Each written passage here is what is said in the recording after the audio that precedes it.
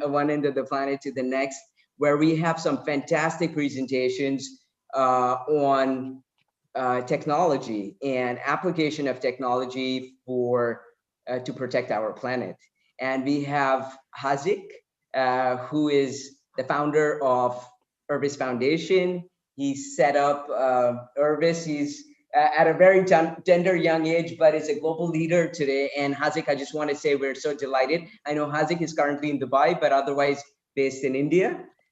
We have Anna and Daniela, who are also leading a very interesting initiative called the Color Book, an application which they'll talk to us about some more. It's a technology application focused again on addressing the issue of the carbon footprint, actually. So much to learn. And I think Danny and Anna, there'll be a lot of great input you'll get from Up Germany family in particular. And that takes me to Iman, whom I'm delighted to welcome too, who will talk to us about the photovoltaic system, which was established within their school in particular, the work that they've been doing to use technology to address issues of climate change. And I'd like to also point out that while they started, and Iman's also about the same age group as Haaziq, so sort of a very young person in her mid-teens, but the Pop Germany family has also impacted very profoundly the city within which their school is located in Germany. Kevin, who is leading a fantastic initiative together with his friends and colleagues at Resilience. We have Ivan too, who Kevin and Ivan are working together, and they're going to talk about their work at Resilience. We're delighted to have you back. A warm welcome back. Conducted a fantastic workshop yesterday. Some of you might have attended, on artificial intelligence. And Shaan, whom we're delighted to have here. Shaan is a young entrepreneur and leader in terms of the application of technology for a number of development initiatives based in Canada. And we're really looking forward to hearing more from you, Shaan. I just want to say what a great privilege it is to be able to spend time together with you. So with that, I'd like to get us started. And just to convey my warmest welcome to everyone here again. And I want to congratulate you on your fantastic initiatives. And I'll hand over to Dr. MIDHA to get us started, if I may. A warm welcome, Dr. MIDHA. We're very, very honored to have you here. And thank you for your absolutely invaluable perspective, expertise, and insight I know you'll share with us as we go. The first presentation on our list of exquisite presentations is by Haaziq. And so I'll hand over to Dr. MIDHA at this stage, and I'll let you take it away. Thank you. Yeah. Thank you. Hello, everyone. My name is MIDHA, as I've been introduced. So today's session is about technology and innovation driving youth-led climate action. Stephen Hawking, the famous physicist and author, once said, "One can see from space how the human race has changed the earth. Nearly all the available land has been cleared of forest. The polar ice caps are shrinking and the desert areas are increasing. And all of this is evidence that human exploitation of the planet is reaching a critical limit. We cannot continue to pollute the atmosphere, poison the ocean, and exhaust the land. There is not any more available," which is actually true. Climate change is real and is here. As its impact intensify over time, it is the children and the young people of today who will face the worst effects.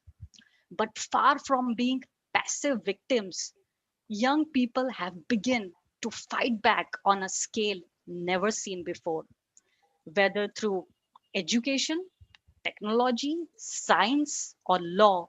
Young people far and wide are tapping into their skills to speak up and work for climate action. That's what today's session is about.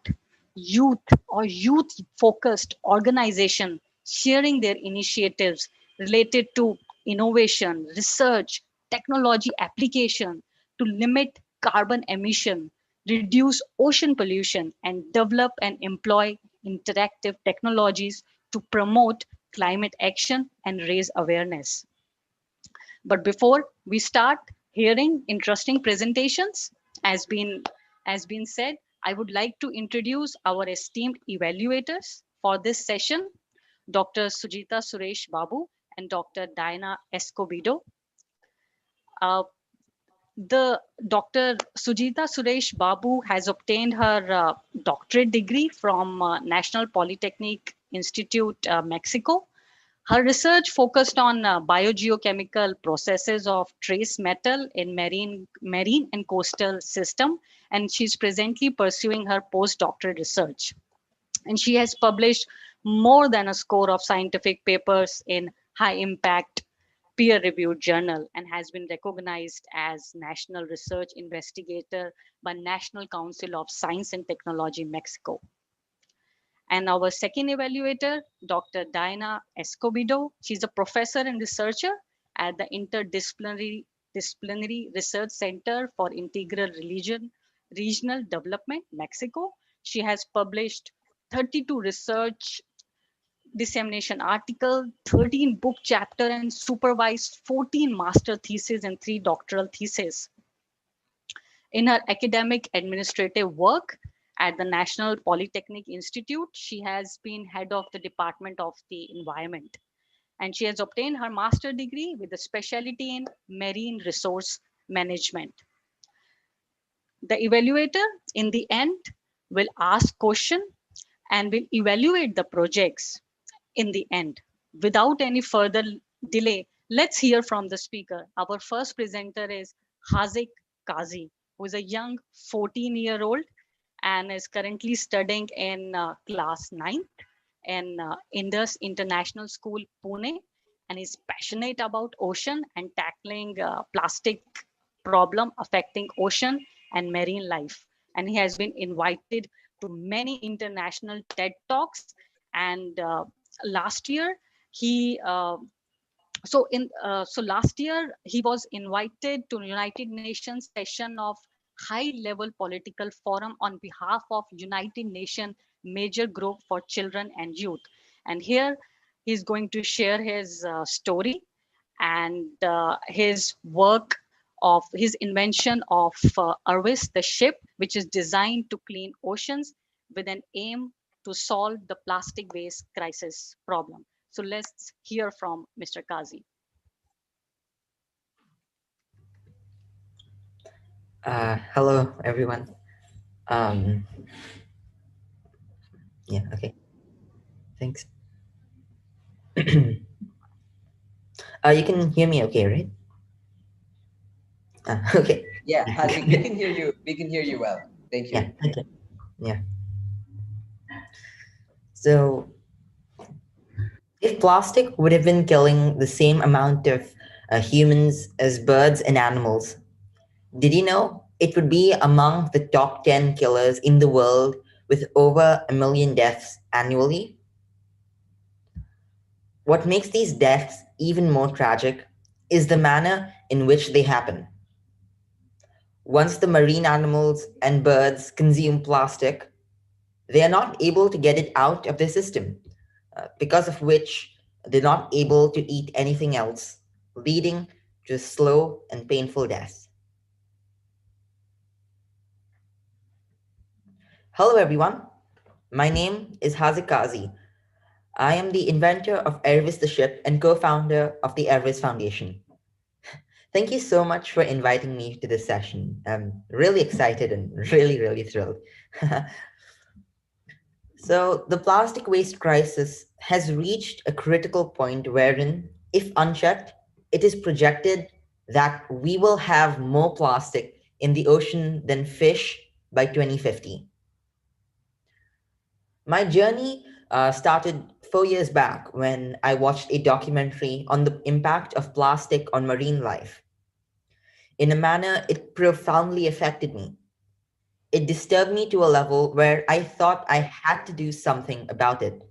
And that inspired me to design a ship called Ervis.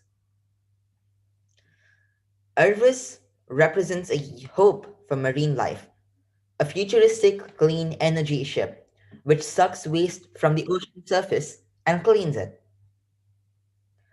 One day, our school announced at the local TED Ed chapter that we could talk about a problem close to our hearts. And I chose the topic of marine pollution and how I see Ervis, my invention, addressing it. Subsequently, I went on with my life post the presentation until 1 year later when I was fortunate to have my idea shortlisted to be presented at the TED Ed headquarters in New York. So I work closely with scientists, researchers, and engineers just to do more research on the plastic waste crisis, to further better the ship design and how it can make an engaging conversation with the audience. Finally, I got the chance to go on stage on 17th June 2017, where I spoke for about 11 minutes. But those 11 minutes changed my life and took me on a journey of self realization, change, and purpose.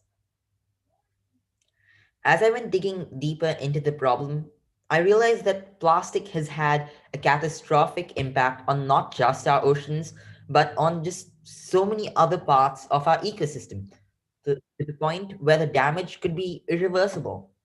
And remember, all of this has happened just in the last half a century. Today, plastic has made its way into every single part of our biodiversity, and plastic has even been found in the remote corners of the Arctic. And that is concerning. The need for convenient living has taken over conscious living, which needs to change. Nations can no longer put people, planet, and natural resources on a backseat and give a front seat to profit. For the betterment of humanity, the environment needs to be prioritized, whether or not it reaps profit. The youth today also cannot afford to remain casual and irresponsible anymore like our earlier generations. We have to work hard with them and also work tirelessly to ensure that they, and we all actually, have a safer, healthier, and longer future ahead of us, where we do not have to fight and struggle for basic sustenance and right to essential resources like clean water. So, in order to advocate a generational change, I decided to establish my foundation. So, here at the Ervis Foundation, we intend to equip the youth with all the necessary tools that will develop them to be socially responsible and sensitive. So, this calls for intensive capacity building and also for schools to take their curriculums beyond academic learning. So students needs to be instilled with added skills such as soft skills, problem solving, science and innovation, design thinking, etc. Even circular economy can be inculcated as a part of university and college curriculum. We also have midterm goals of establishing a zero waste marketplace and to provide sustainable alternatives to plastic products like bamboo toothbrushes or copper water bottles, just for consumers to make a much, much more conscious choice on the lifestyle. We have also created an app to measure the plastic debt of individuals. Our long-term goal is just to incubate moonshot projects like Ervis the ship from youth leaders and make it a reality. And for Ervis, manning the oceans and restoring the natural habitat of marine life. We've also been working closely with the United Nations Environmental Program by promoting the cause of the oceans, specifically focusing on Sustainable Development Goal number 14 and also 12 at various platforms. So just to sum everything up, the plastic waste crisis, which arguably represents one of the biggest man-made crises affecting our marine ecosystem, also represents an equally big opportunity for my generation to work on it and reverse the damage. Just remember, the greatest barrier to success is not the lack of solutions, rather, our love for models that have proven insufficient in the face of current realities. So, no matter who we are or where we come from, every single individual on this planet has the capacity to contribute and support one another in achieving the future we want. Thank you.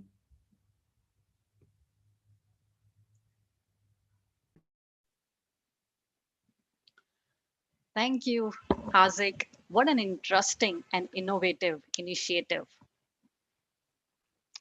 Let's let's hear from our second presenter.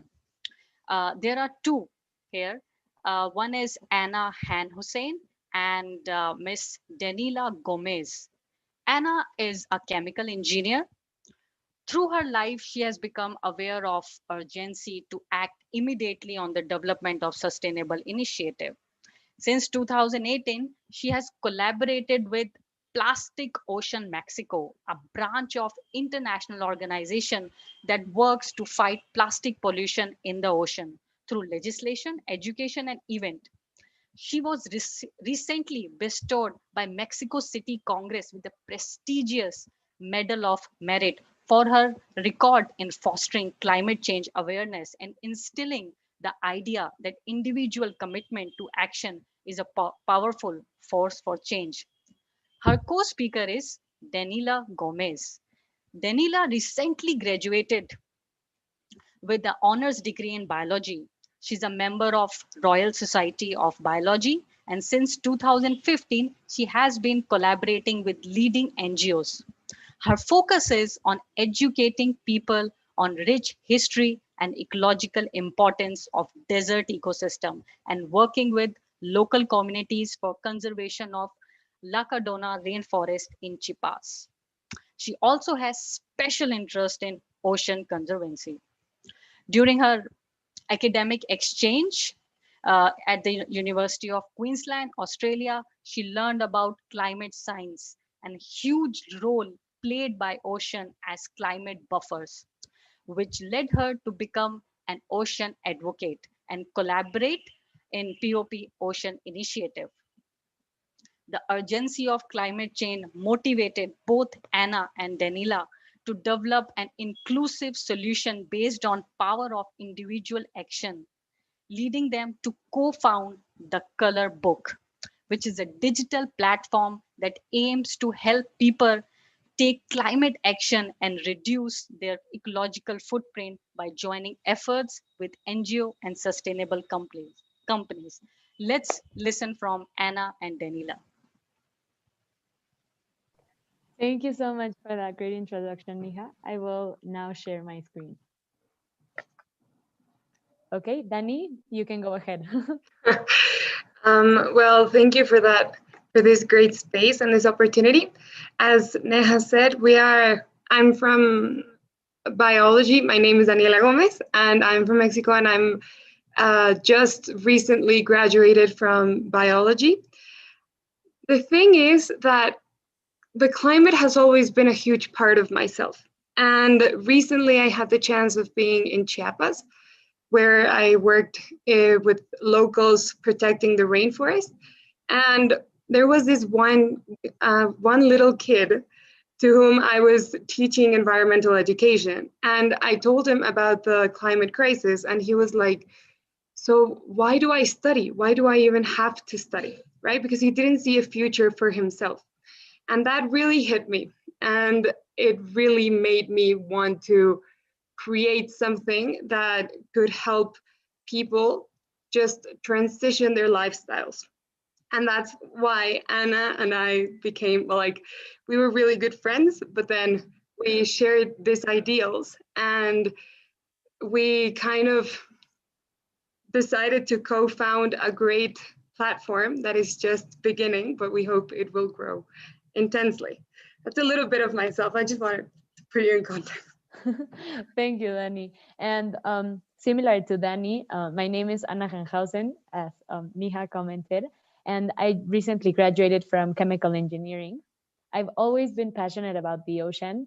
Since I was a little kid, my fondest memories are going to the ocean with my grandma and swimming all day and just in general being in the ocean. So when in 2017, I found out about how climate change affects the ocean, it was the driving force that made me take action.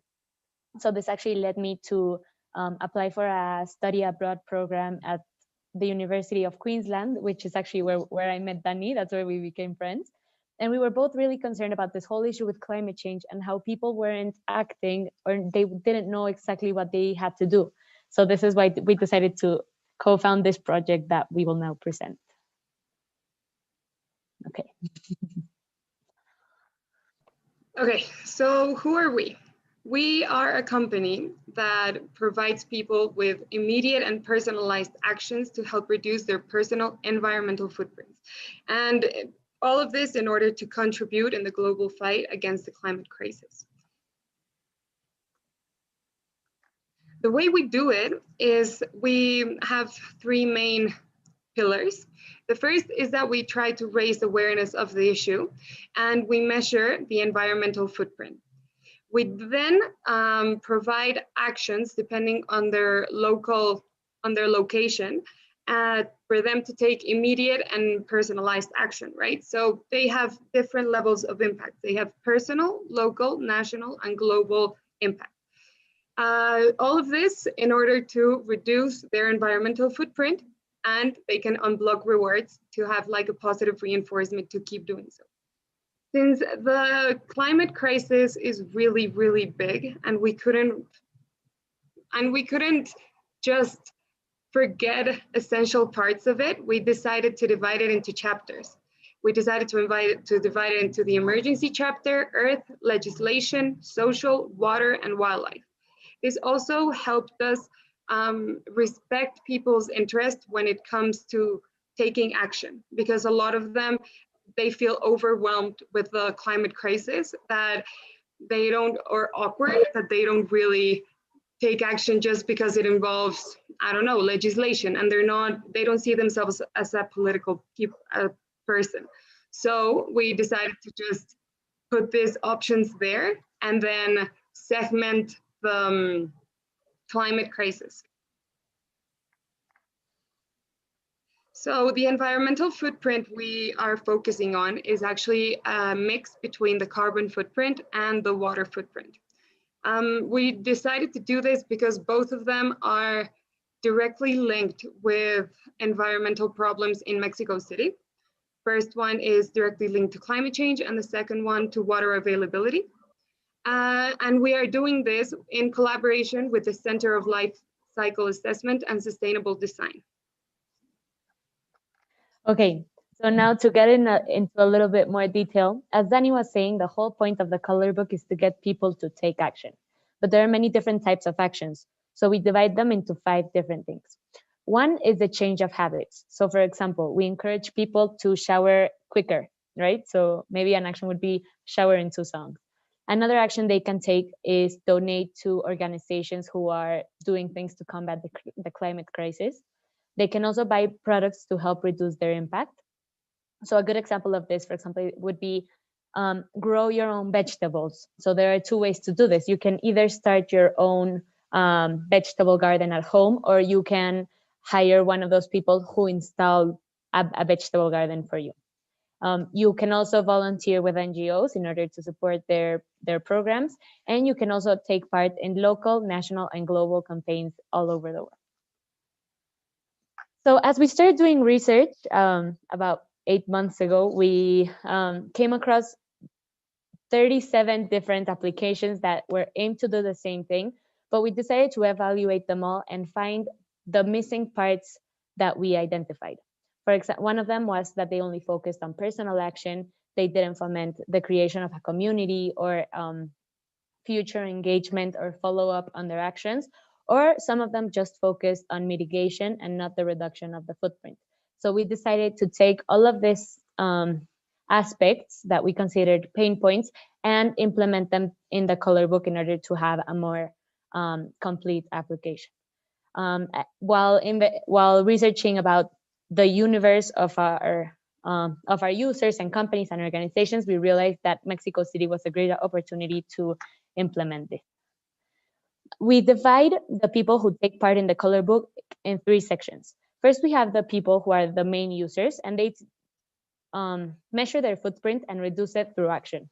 Then we have companies who can sell ecological footprints and also offer rewards. Sorry, sell ecological products and also offer rewards. And third, we have organizations who can get bigger exposure through the application and also get donations.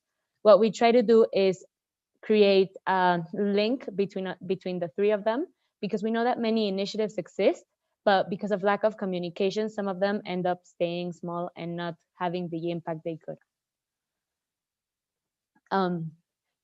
Yeah, so a little bit of our product will be divided into 2 parts.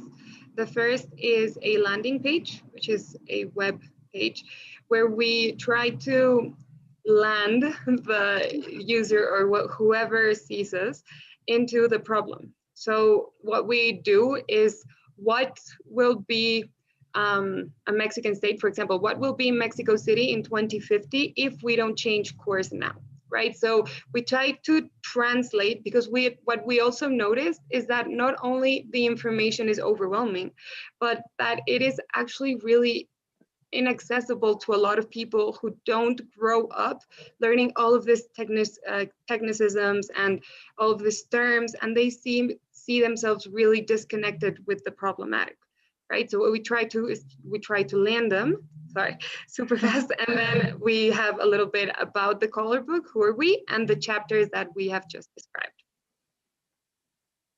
Thank you. And then this is a little bit of how the app is going to look.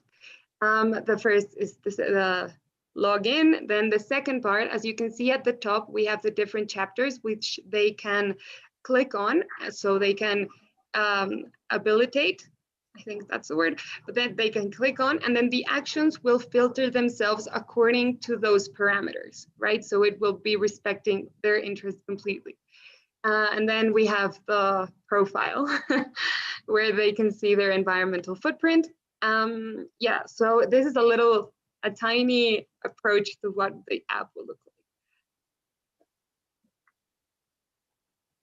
Okay, then we have our go-to market. So we have a strategy plan to bring all of this to the market. So our landing page is set to be launched in January, so 1 month from now.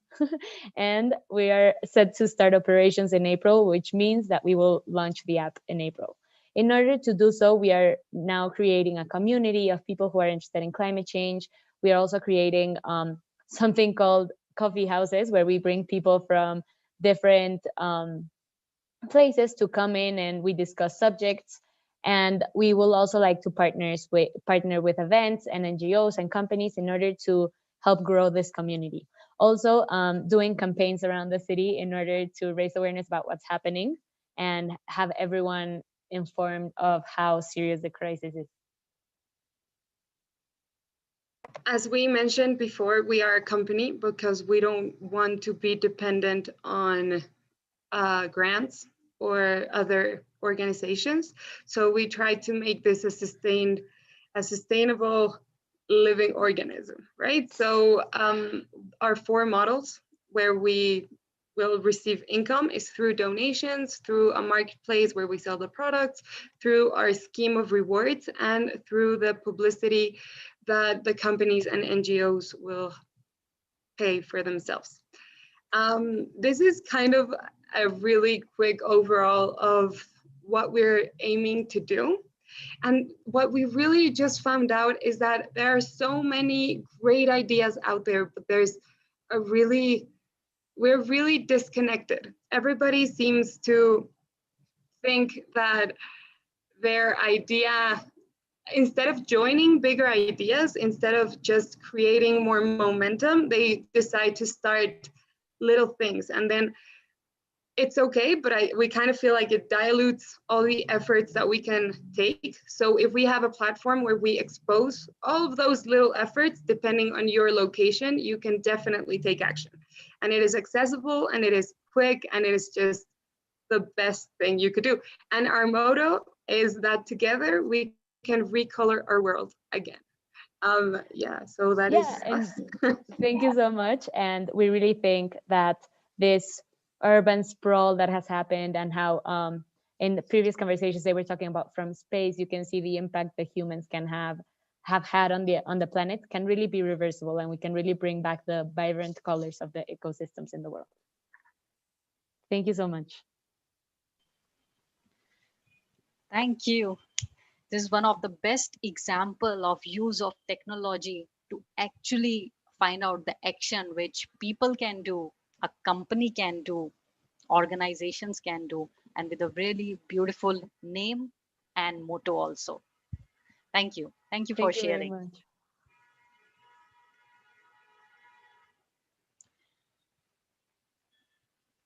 So let's go to the next presentation. It's by Iman. She's a school student from POP Germany network, and will be sharing her work around POP Germany. And it's about photovoltaic system and interactive technology-based climate solution. Let's hear from Iman.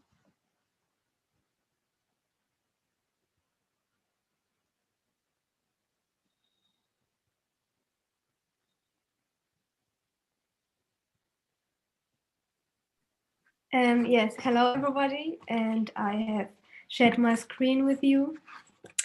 And yeah, I will present you my presentation about our pop movement and our work there, our projects, and our team. We are the pop movement, and currently we are like 10 students or more from classes 10 to 12 of our secondary school, but there are also 18 former students and Mr. Forster. So the Sustainable Development Goals we focused on for our work. First one is the 7th one here, the affordable and clean energy. And why we focused on that? Because we focused on this point because the switch to renewable energy sources requires creative solutions that can keep with non-renewable energy and ultimately make sustainable alternatives more competitive. And we wanted to master this challenge. And the other goal that we focused on is point 13, the climate action. And we saw that we use energy too much, or CO2 emissions were too high in our school, in our city, and so on. So that's why we strive to increase our efficiency and reduce our environmental impact. With this challenge, we create sustainable concepts that makes our school, our city a little bit environmentally friendly. And you will also find the points that I have mentioned above in the projects. So what we still pay... Iman, I think the slides are not changing. There's an issue with your slides. It's still the first slide. Thank you for your interruption. Iman, kannst du die Folien einzeln anklicken? Iman, can you plug on the slides one on one? Yeah, maybe slideshow. Slideshow mode might help, Iman. Or try sharing again your screen. It might have got. Or even if you wanted to email the presentation, we can share it, if that's easier.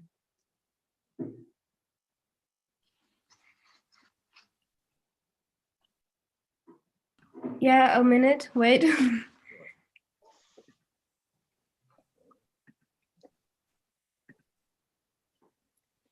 So do you? Ja, perfekt, genau. Okay, there was. Sorry. Okay, I'm sorry. No. No problem. Please go ahead. Yeah, okay. Yeah. What we still pay attention to is the CO2 saving, the CO2 emissions, and this becomes very clear in this project at this slide.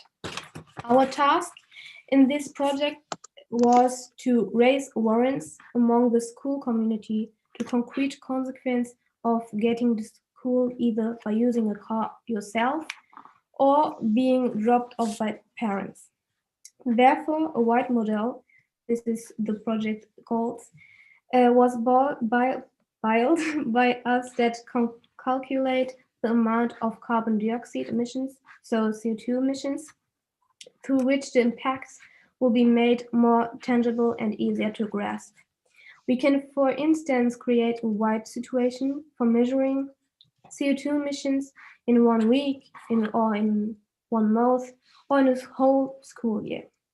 This project is also designed to reach all age groups, not only students of our school, so not only the students, so people from young to old. And this is also why it's very popular on the one hand, because this model illustrates the urgency of climate protection very well. On the other hand, because it's something for everyone. So this game here is about resources. So how much resources are exhausted to the Earth Overshoot Day, and how much Earth we are exhausting when we're using the resources. This game here is more about the CO2 emissions. There, people had to put so many whites in the basket until the scale was balanced. And if that happened, they had a number of how much CO2 they're emitting and a certain distance by car. So, and these games are similar structured. The game with the garbage bags, these ones, should show how much CO2 emissions they kick out, and this you can find out with the volume of the garbage bags. And the other one is similar. Here, it's more shown only with bottles. So in the bottles is a certain weight, and these bottles are thrown to the students or to the people. And eventually, the bottles get too heavy for the people.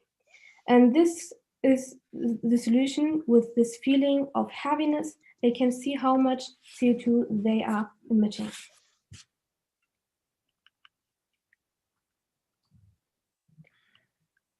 Yeah, and then to the next topic, the smart bench. Due to our success at the climate challenge rule, the climate challenge rule was a game in our region where we was able to acquire funding through climate-friendly measures. This enabled us to finance the smart bench, which is now in our school and is also used regularly. It is there to charge mobile devices contactlessly. In addition to that, it also offers a seat. And this summer, we also got financed one for our city, and that was very cool.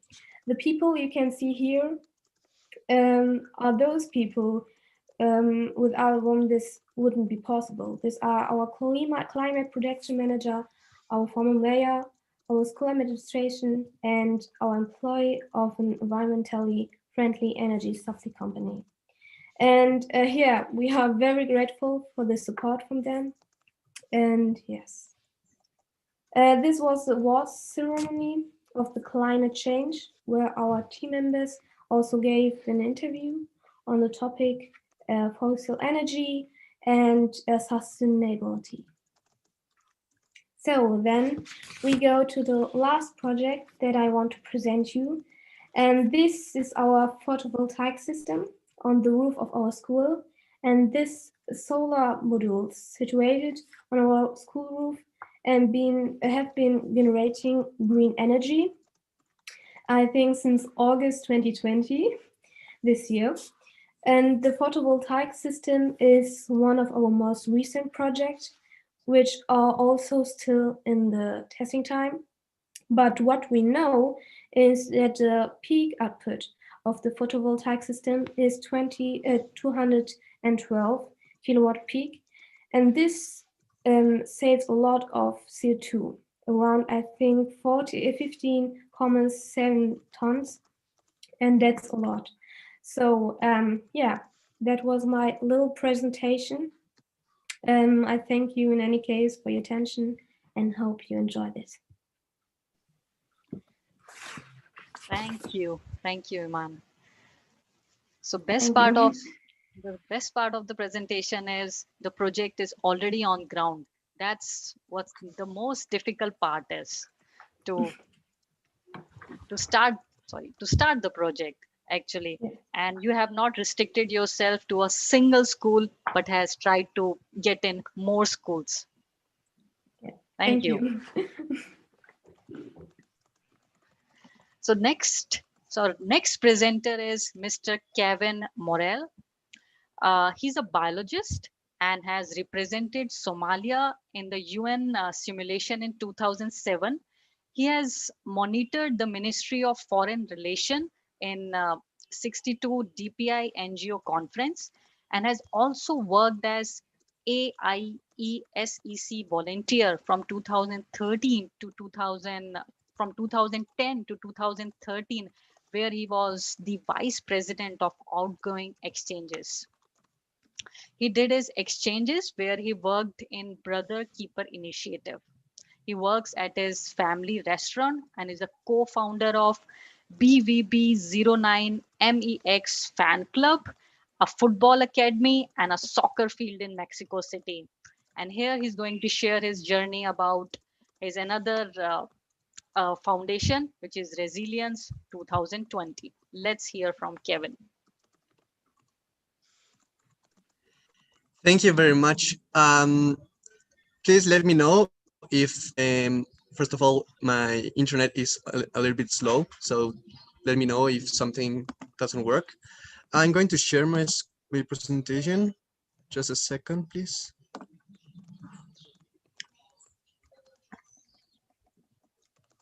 Because I can't find it. Sorry, just a second.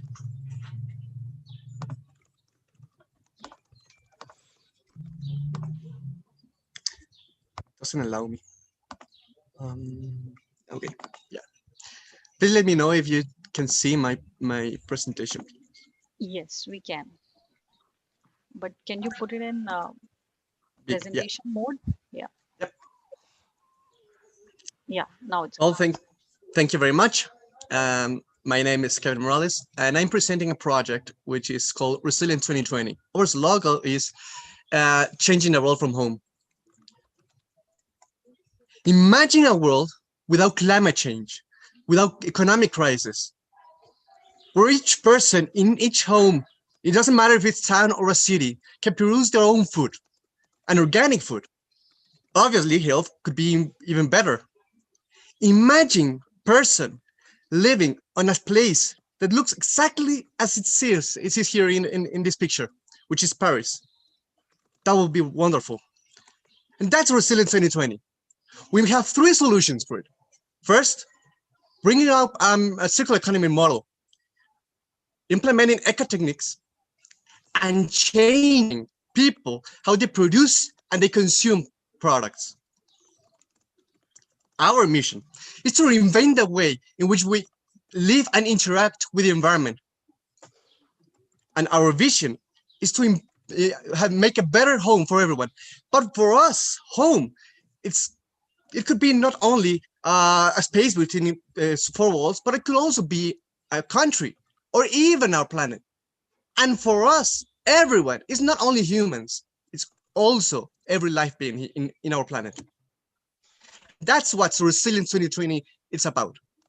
So a little bit of history. Resilience 2020 is the environmental project of a soccer academy in Mexico City, actually in Mexico, which is helped by a German football team called Borussia Dortmund. This environmental project has started this year in 2020, but the Academia Borussia has already worked for 4.5 years.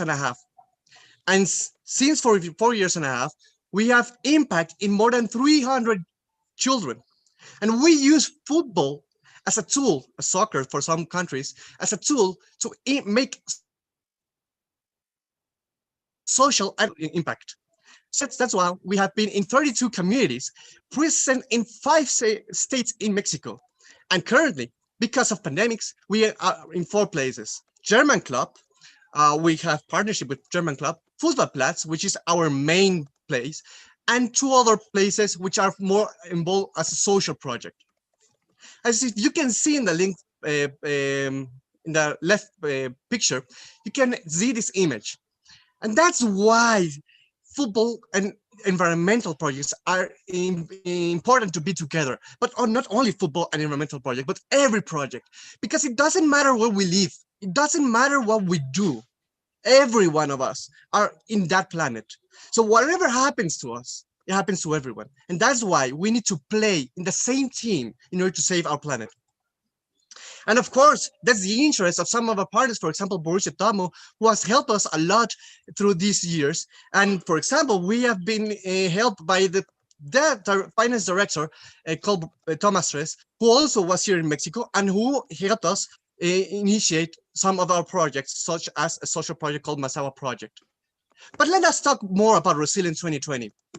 Resilience 2020 is the project, the environmental project, that brings together circular economy model and try to change the consumption habits and production of people in order to make a positive impact in the world. And we make it by installing 5 initiate ecotechnics called greenhouse, biodigester, compost, water harvesting, and solar heater. And we installed it for free. So it doesn't matter if you have money or you don't have money. It doesn't matter for us. We install these 5 ecotechnics in your home so you benefit from it and the world benefits from it. And what we do is we use this circular economy model where we use the subproducts that normally we generate as humans in order to make a positive impact.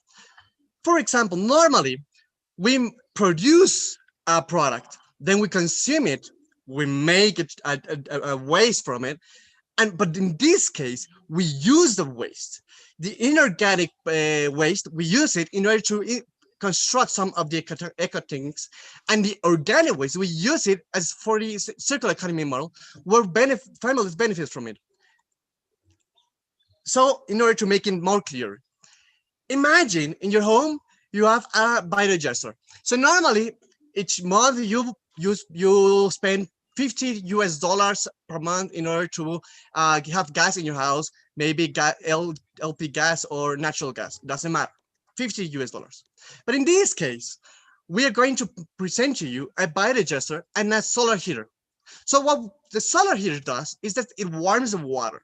So now you save money from gas that you normally use in order to bath for example, or use it in order to wash your clothes. And the biodigester produces biogas and biogas as a subproduct has 65% of methane that we use in order to cook. So now you don't have to use gas in order to wash, to bath. You don't need gas in order to wash your clothes, and you don't need gas in order to cook, because you have everything in your home that produces the gas. So in this case, we have a partnership with you, and you are going to save money from it. But also, the biodigester produces bile, and bile is so rich as natural fertilizers that we buy you the bile.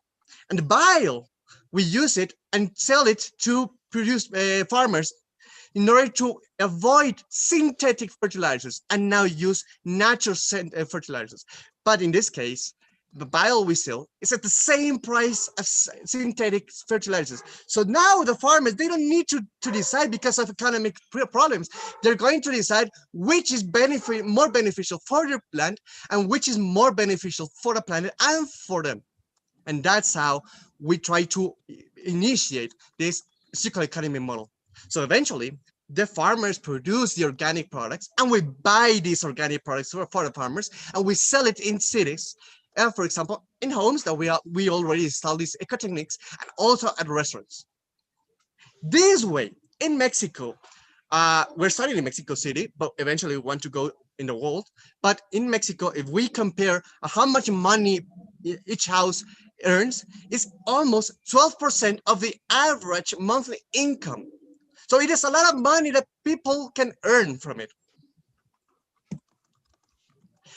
Through our financial model, it gives the chance that from each house that we benefit from these Ecotechnics, we receive money from the utility from the bio, and some percentage of the biogas, of the gas that the houses normally use, they pay us a percentage, and that's how we come up again with this money, so we can help another house. So per house, each year we can benefit an additional house, and that's how you see it's exponential, because in the second year, the house that has been already in benefit from the first house can again benefit another house. So it is an exponential growth. The benefits from it's, for example, normally people need to buy for an Ecotechnics. In this case, we give it for free. Of course, we change the consumption of gas and makes people save money from it, people earn more money about it, and people get to have a healthy food because they produce it with our greenhouses, but also because we sell them from the farmers, organic food. And also, people can earn more money because we train them so that they can change how they produce, how they consume, for example, soaps in order to make their own soaps, and eventually they can sell them so they can even earn more money. Farmers, they benefit from it because they have natural fertilizers, which is better for their land in a cheap, competitive price. But also, we in Mexico, it happens in several parts of the world, but especially in Mexico, 30% of the food what we produce is thrown out away. And now we're going to use this 30% and try to put it in restaurants, in houses. Normally, what happens is that we throw food because it could be a carrot that is not perfectly straight, and that's why we throw it away. But in this case, people are learning how to produce their own carrots, and eventually if they buy carrots from the farmers, they see that it's so hard to produce a food that we don't care if it's not that straight. It is healthier. So that's why we can produce better food and try to avoid food being in trash. And of course, for the planet, we reduce greenhouse emissions, for example, by reducing our consumption and production of products, but also because we reuse some of the inorganic waste in order to construct these Ecotechnics, and the organic waste, we reuse it in order to use it through the circular economy model. And some of the waste that it is produced in cities, it is avoidable now with this process. So, impact of the Sustainable Development Goals. Normally, a project can impact in 3 or 4 Sustainable Development Goals. But in this case, with Resilience 2020, we can impact on the 17 Sustainable Development Goals. And that makes it easier to make it replicable in the whole world. So we can grow exponentially, but we can also, it's feasible to be in each part of the world and impact in each of the 17 Sustainable Development Goals. Now you can ask, what happens in my house? For example, I live in an apartment, and my apartment is small, and I can't put each of the Ecotechnics or every of the Ecotechnics in my house, in my apartment, sorry. So what could I do? And that's how we have started a research and development area where we try to improve the Ecotechnics. We have started with some engineers that are working with the biodigester in order to make it smaller, in order to have a 200 liters biodigester that can be as the size of waste container and put it on your apartment, and now you can benefit from it. And that we are researching in order to make it feasible also for your home, even though you don't have enough space for it. And so we have some of the partners. For example, I just told you about Borussia Dortmund, but one of our main partners, and one of the reasons that we have made this project a reality in 2020 is because of Pop Movement. We met Pop Movement in March, and since then, thanks to Pop Movement, we have grown a lot in 1 year, or less than a year. And we have also partnered with Haaziq Alumni by America, which is, Haaziq is the biggest student organization in the world, and Haaziq Alumni by America is also training us in order to make it better, improved our project, and also a way to do it globally. We have already started. We have a house in prototype in Mexico City, in the center called Coyoacán, but we have also started with some of the houses. These are some of the pictures of the houses that we have installed, some of the Ecotechnics. Of course, we have more pictures that doesn't fit. And we have the problem of the pandemics that we can't take better pictures, but eventually that will be easy. And you can see more of our impact on our world, in this case, starting in Mexico City. So in the first picture, you can see that we use the bottles in order to make a greenhouse. You can also see the biodigester in this case. This is the biodigester that we use for houses. It is not the one that we're doing for apartments. You can also see the products that we are raising, for example, the plants using compost in the greenhouse, and the water harvesting, and so is the solar heater. And that's how Resilient 2020 in this year has made it possible. And the idea is that we make it bigger. And in 2021, we want to get it to more parts of Mexico, and why not in 2022, reach another countries. And one thing is that we have already partnership with from restaurants, and we have also an interest in a farmer that is interested in buying us our bottles. So the idea is that we want to initiate January 2021 with the circular economy model of this project. And thanks to you, this has been possible. And also, I want to share that it is possible because of the people that work in Resilient 2020. We started with some people, with few people. It was only Ivan and me. And now we're almost 20 people working in Resilient 2020 by researching and also working through the Ecotechnics in order to make it feasible for you to have additional earnings in this circular economy, in this economic crisis that we're living in, and so how we can also benefit and impact the world. Thanks a lot, and I hope you like Resilient 2020. Thank you, Kevin. You have given us a dream, the first picture that you showed. I hope that your project will be actually able to change people consumption habit, and you have tried to relate it to SDG circular economy, creating the whole circle actually on the ground, and it will benefit families, farmer, planet. You have compiled it really nicely. Congratulations. Thank you very much. So our next presentation is from Mr. Om Desai.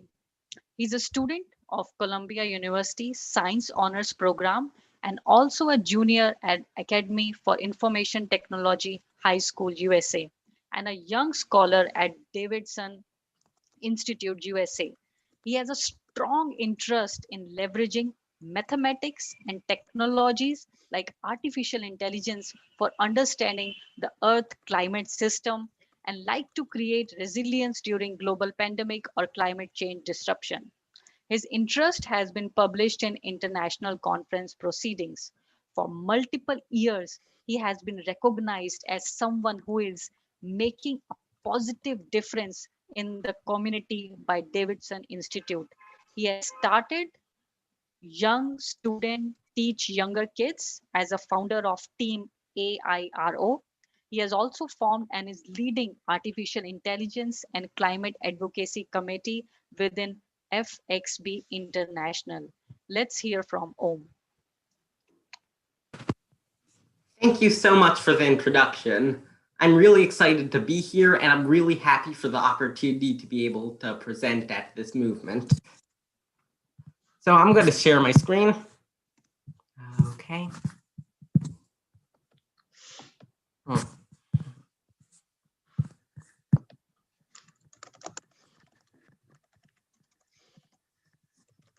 Okay.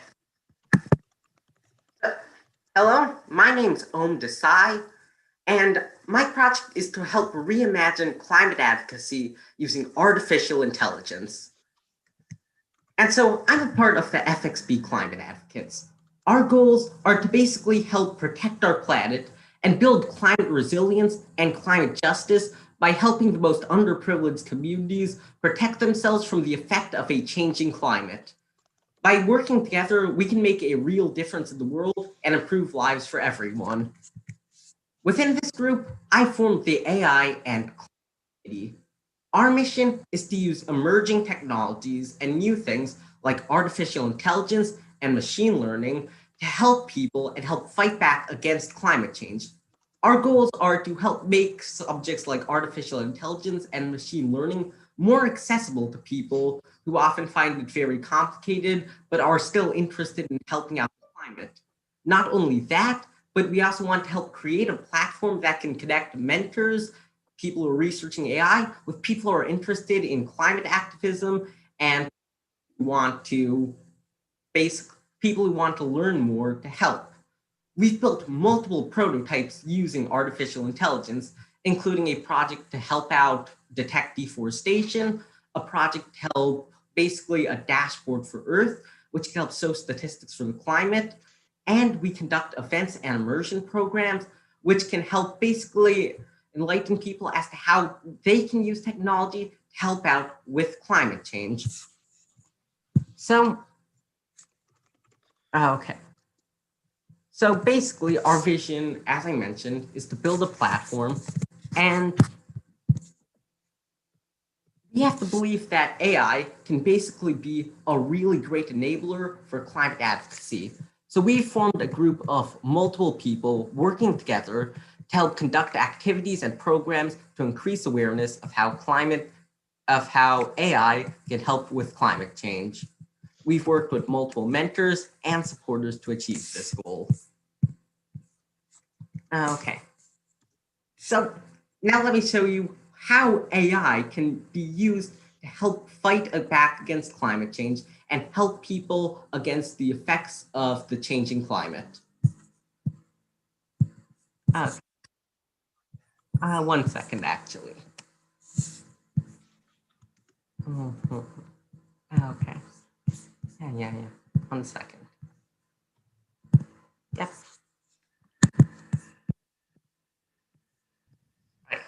Okay.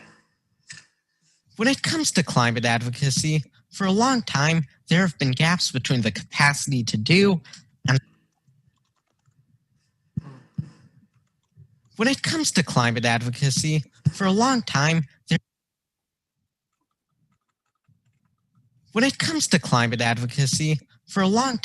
there have been gaps between the capacity to do and the willingness to act, between high-level collaborations and the understanding of a few versus street activism and the awareness of everyone. And there are gaps between the knowledge of the privileged and empowering the underprivileged. I believe that emerging technologies like AI can be game changers and have the potential to bridge these gaps and help us reimagine the future of climate advocacy. One of the major epiphanies I had regarding climate justice and advocacy occurred when I visited India and saw remote villages myself. I saw poor people in drought-affected areas that were fertile only around a few years ago. These people's livelihoods had been practically wrecked by the effects of climate change. Their access to a human necessity as basic as water was a struggle. I saw with my own eyes that the people most affected by the climate weren't necessarily the people who had contributed the most to climate change. That's why I feel that it's essential to use emerging technology and AI to help with climate advocacy and give a voice to the underprivileged. So what is AI, and why could it be such a game changer? Well, to put it simply, AI is allowing computers to make decisions and solve problems that normally only humans would be able to do with their added computing power. This allows these computers to solve a whole lot of new problems and make wide-ranging changes. It's such a game changer to climate advocacy because there are a lot of barriers that climate advocacy faced that can now be helped by AI. One of these barriers that climate advocacy has faced is denial and misinformation. Oftentimes, there's a lot of misinformation spread around about the climate. There's information that this misinformation is spread for people's selfish purposes to achieve a certain aim, and it often sets back public awareness about the climate. However, AI can help detect and deal with climate-related misinformation. In addition, a lot of denial happens about the climate, and there are still lots of people, especially people in power, who don't necessarily believe in climate or haven't really seen data, but AI can help basically give strong evidence as to climate change and give solid proof. Another issue relating to climate advocacy is measurement and monitoring. It's very hard to solve a problem if it's difficult to measure and monitor the problem, and this is usually bad for the cause.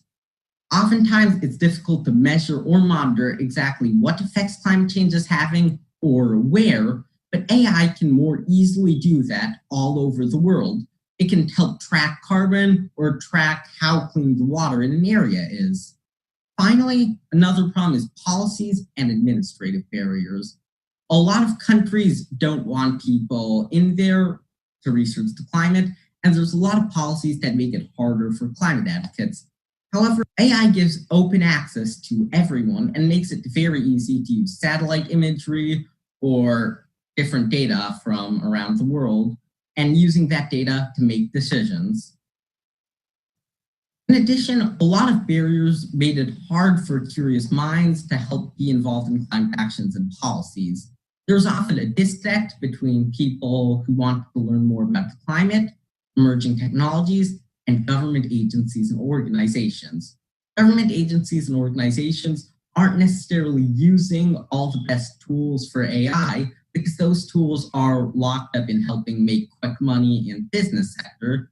And new minds often don't help with climate problems because they don't really have access to very much power.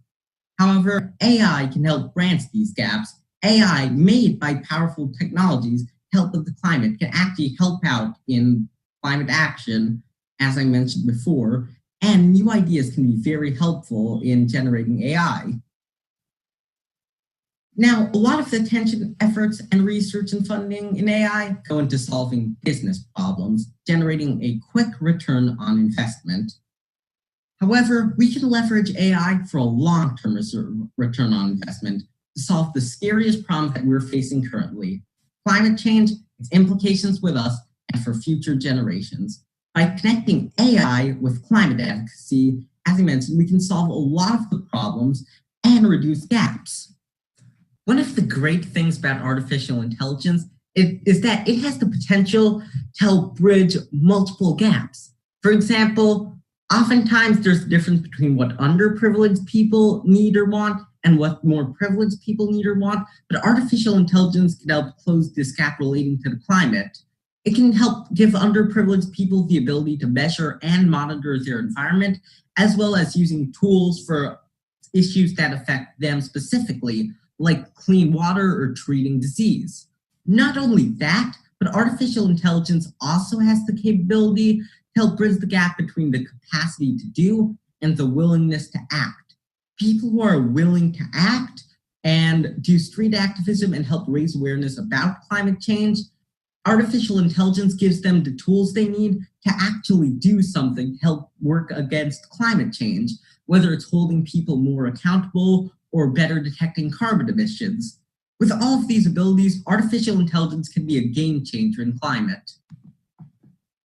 As we know, AI can be a game changer, but where exactly can we use AI solutions to make real change? One of these places is climate modeling. Oftentimes, people in poor or marginalized communities aren't as able to deal with natural disasters as others. They often have a harder time moving out of where they are, and many people who rely on agriculture for their livelihood can have their livelihood seriously hurt by bad weather that's partially caused by the climate. This is why it's so important to help use AI to model the climate and predict extreme weather events so that people can stay safe more easily and that people dependent on agriculture can more easily plan what they do and make sure that their livelihood survives. Another use of AI in climate tracking is viewing carbon emissions. Oftentimes, companies or countries are often very secretive about their carbon emissions. They often don't want people to know what their carbon emissions are, or they just don't really care much about the climate. This is why it's so important to be able to have methods of viewing carbon emissions using satellite data and analyzing it using AI to help hold these companies and countries accountable for the carbon emissions that they produce. Finally, it's important to have smart cities, homes, and communities. Now, using AI, cities, communities, and homes will be able to basically coordinate with each other, see how much electricity is being used, and use less electricity if need be. This means that it'll be more energy efficient and people can be held more accountable for carbon emissions. A lot of countries or companies already talk about going completely renewable energy, having zero carbon emissions, but what if this was also the case for households or people? That's why it's so important to have smart cities and homes to help reduce climate emissions. Going in the same vein, some of the work I've been doing is to help people realize the effect they've been having on the climate. One of my projects is a dashboard for the climate. Just like in a car, when you're looking at a dashboard, when you're driving, you want to be able to know how much gas you're using, how fast you're going, and in the same way, for the climate, you want to be able to know what your carbon emissions are and how you are affecting the environment.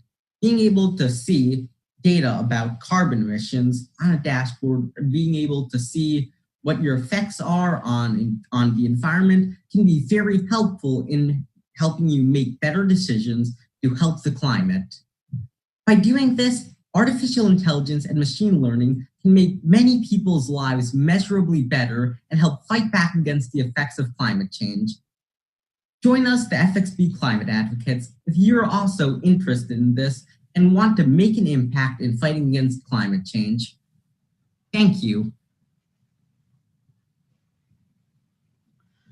Thank you for a wonderful presentation. I really appreciate the fact that you have brought this up, that And there are so many giant. Sorry. I know. Okay. I really appreciate the fact that you brought that up, that there are so many giant technology companies right now, but still we don't have enough solution for climate change. So it's really important that you think that actually AI can actually play a very important role in climate advocacy, and the point that you have brought up, that it can be used for misinformation, which usually cause the most problem, the inefficient or the reliable data that is required for doing advocacy, it can play a very important part. And in the end, you also talked about smart cities. Many developing countries, including India, you mentioned in the beginning, they're talking about smart cities using actually AI to monitor how they are developing. So these are the real examples, and AI going to play a very important role in future, especially in the developing countries. So congratulations for your project. Thank you so much. It was, again, really great to be able to show it, and I really liked it. Okay, great. So our next presentation is from Mr. Shaan Baig. He's a 20-year-old student at Concordia University. He's an American-Canadian student, researcher, entrepreneur, and speaker. He is CEO of SB Innovation, a researcher and development company focused on creating novel solutions for the world's most pressing issues. What simply started out as a science fair project led to Shaan in selecting an urgent global issue each year to develop a low-cost, sustainable solution for. This includes his novel work on Alzheimer's disease, early detection and treatment, his innovation of the anti-helmet cancer sensor strip, alternative prostate cancer treatment, and more. He has worked with top institutes such as McGill University, Harvard University, Montreal, McGill University Health Center. For his work, he has been named the 2020 Global Team Leader by WAFF. Shaan is also founder and president of non-profit Young Scientist and Innovator, committed to inspiring, empowering, and promoting STEM education. Let's hear from Shaan. Thank you so much for having me. And just to make sure everyone can hear me properly, right? Yes, Shaan, we can hear you. Okay, so first off, I just want to thank you, Dr. Ash. I remember talking a few months back with Summer Benjamin, part of the pop movement. She talked so highly of you and this program. And so I'm so excited and it's a great honor to be here with you all today. So yeah, my name is Shaan. I'm a 20-year-old Canadian American student here, researcher, speaker, and entrepreneur. And what I wanted to talk with you all today was a little bit about my story, what kind of got me into this area of change making, especially with innovations in STEM. So kind of broadening it up and not so much focusing on climate action, but climate action is a big issue that we tackle here at the not-for-profit I started. And what did I realize through kind of my experience growing up in the science fair world, and how it led me to creating Young Scientists and Innovators, which I'm super excited to talk with you all today, and how everyone here is doing incredible work, but how can we get other people to join us in our initiatives and inspire other young people? Because I think all of us here today are very lucky to have experienced opportunities, but I think talent is all around the world, but opportunities are not. And so I think this is something that we can all collectively work on together. So a little bit about me. Whenever I meet inspiring individuals, I always ask them what their mission is, what their goal in life is. And so for me, I don't have a specific, when people ask me what I want to do in the world or whatnot, I don't know if it's an engineer, doctor yet, but I know that I want to solve the world's biggest problems using STEM. And while doing so, create a world of equal opportunity in STEM for youth all around the world. And so that's my mission, that's my purpose. And how did I get here? Like, what on earth got me to start this kind of area of research? Well, I was in grade 6, and the science fairs are a big thing here in Canada and the United States. And so I entered in my first science fair ever, and I realized that after attending the one in grade 7, I was selected to go to regionals, and I realized you can make money and travel places. And so that was my goal at first, to make money and travel places. But I quickly realized that it was much more than that, and it was more than meets the eye, and how you can meet incredible like-minded individuals that I didn't necessarily have in my high school. And I think that was what truly allowed me to kind of get into this space.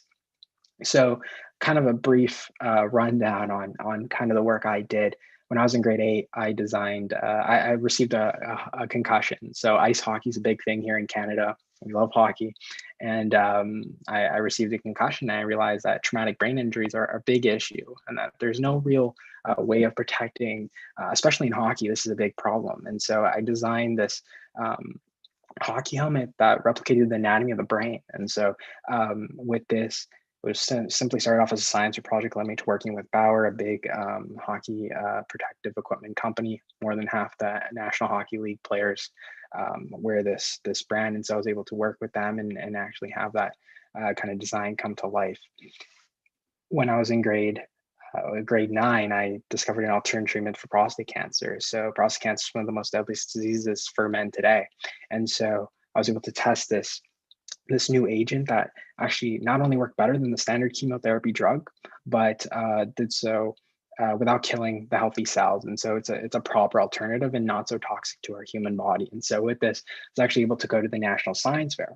And what here in Canada, that really allowed me to realize, like I was saying before, young people everywhere are doing incredible things. And you might not necessarily see that in your high school or your small city that you're from, but there's a broader community of change makers that you can have like crazy power when you work together.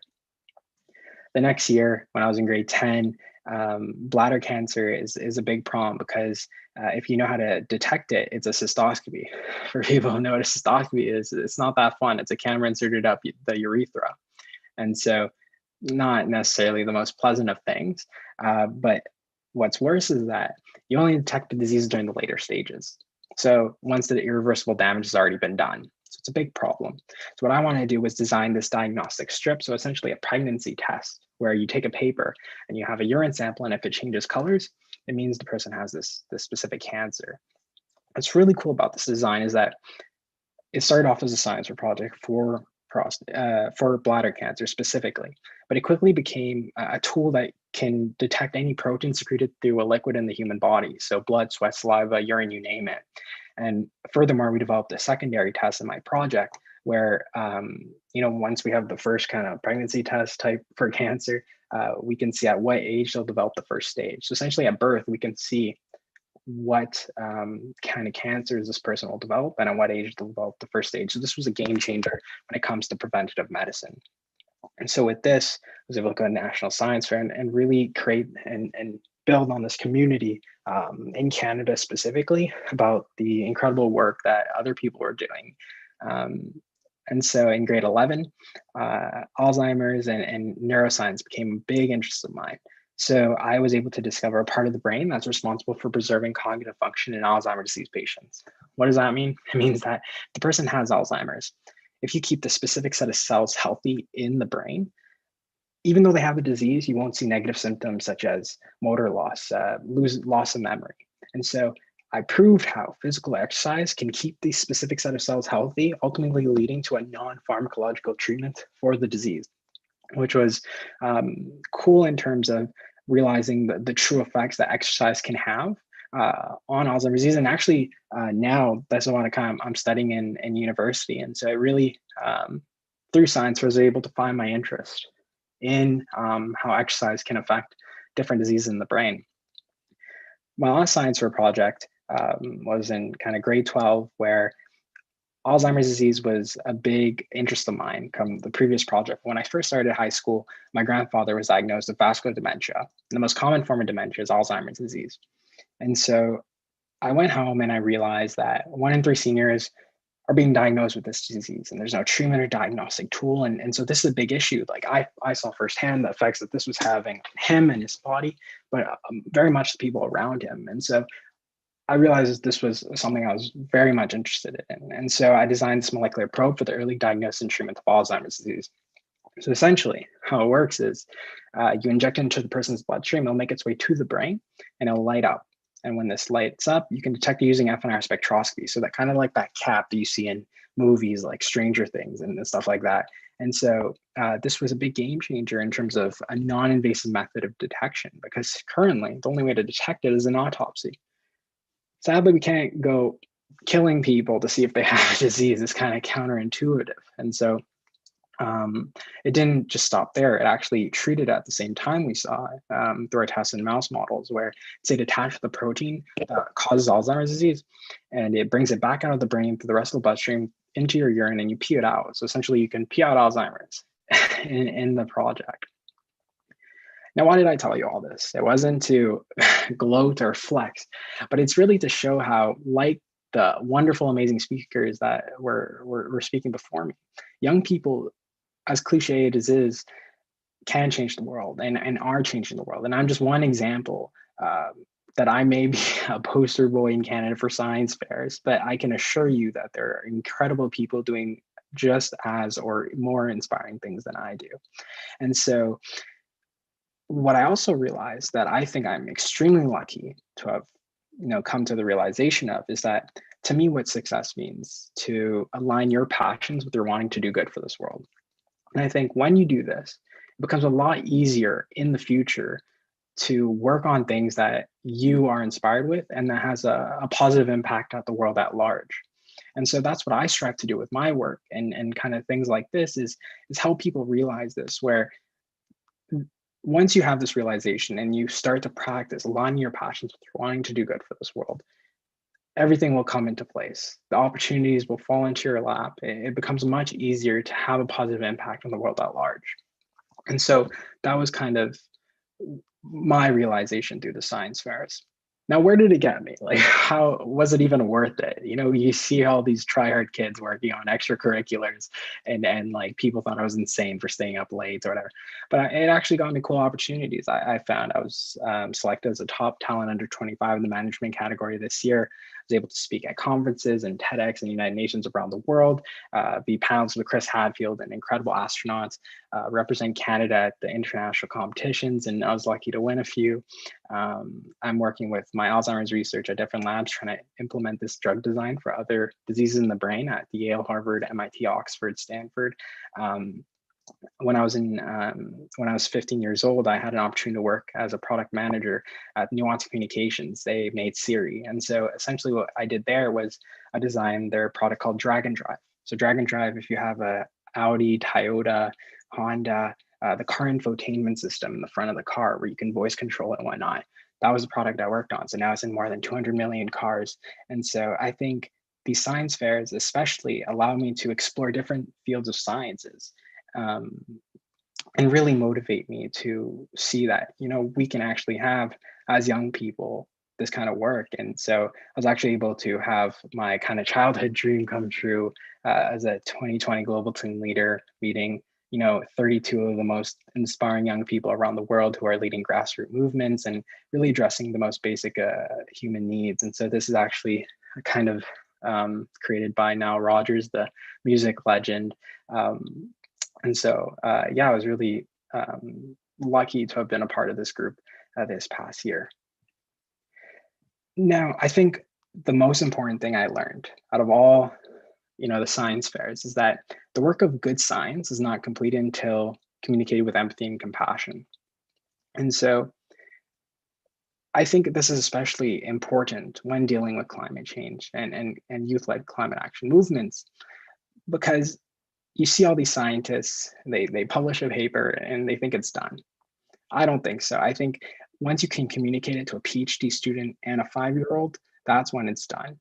And I think it's important in any kind of domain of science, but especially when you're dealing with the topic of climate change, because you see how important it is in government, especially in the US. As an American citizen, you can, and other people looking in on this what's going on here, you see how important it is to have policymakers and government officials hold science to the highest of regards. And you see this in Scandinavian countries, and it's very effective.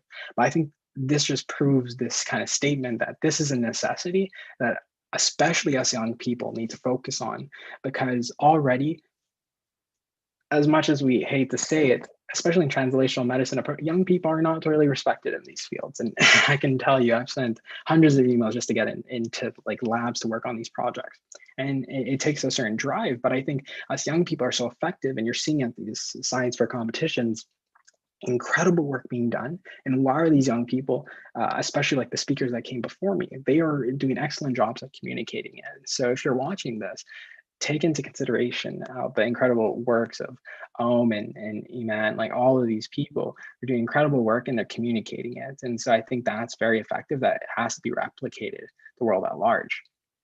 So that kind of brings me to where I am now. I'm currently studying at Concordia University, studying clinical exercise physiology. I'm continuing my research on Alzheimer's disease, working on COVID drug designs and whatnot. But what I'm most excited about is being the founder and chief executive of Young Scientists and Innovators. So I founded this not-for-profit that's focused on inspiring, empowering, promoting STEM to youth back in 2017 with my friend Thomas, who after we finished science fairs, we could no longer participate. We realized that, you know, a bunch of young people are doing incredible things, but their kind of progress comes to a halt when they don't realize their true kind of extraordinary untapped potential that they hold within. And so that's exactly what we try to deal with. We try to give these young people the tools necessary to, you know, turn their dreams into a reality. we are training young people to find solutions, sustainable solutions to the world's most pressing issues. And we're doing so in a very holistic manner. We operate under 3 values: inspire, empower, and promote STEM. So to inspire, we give talks and workshops at schools, to TEDx, to United Nations summits, from San Francisco to Taipei.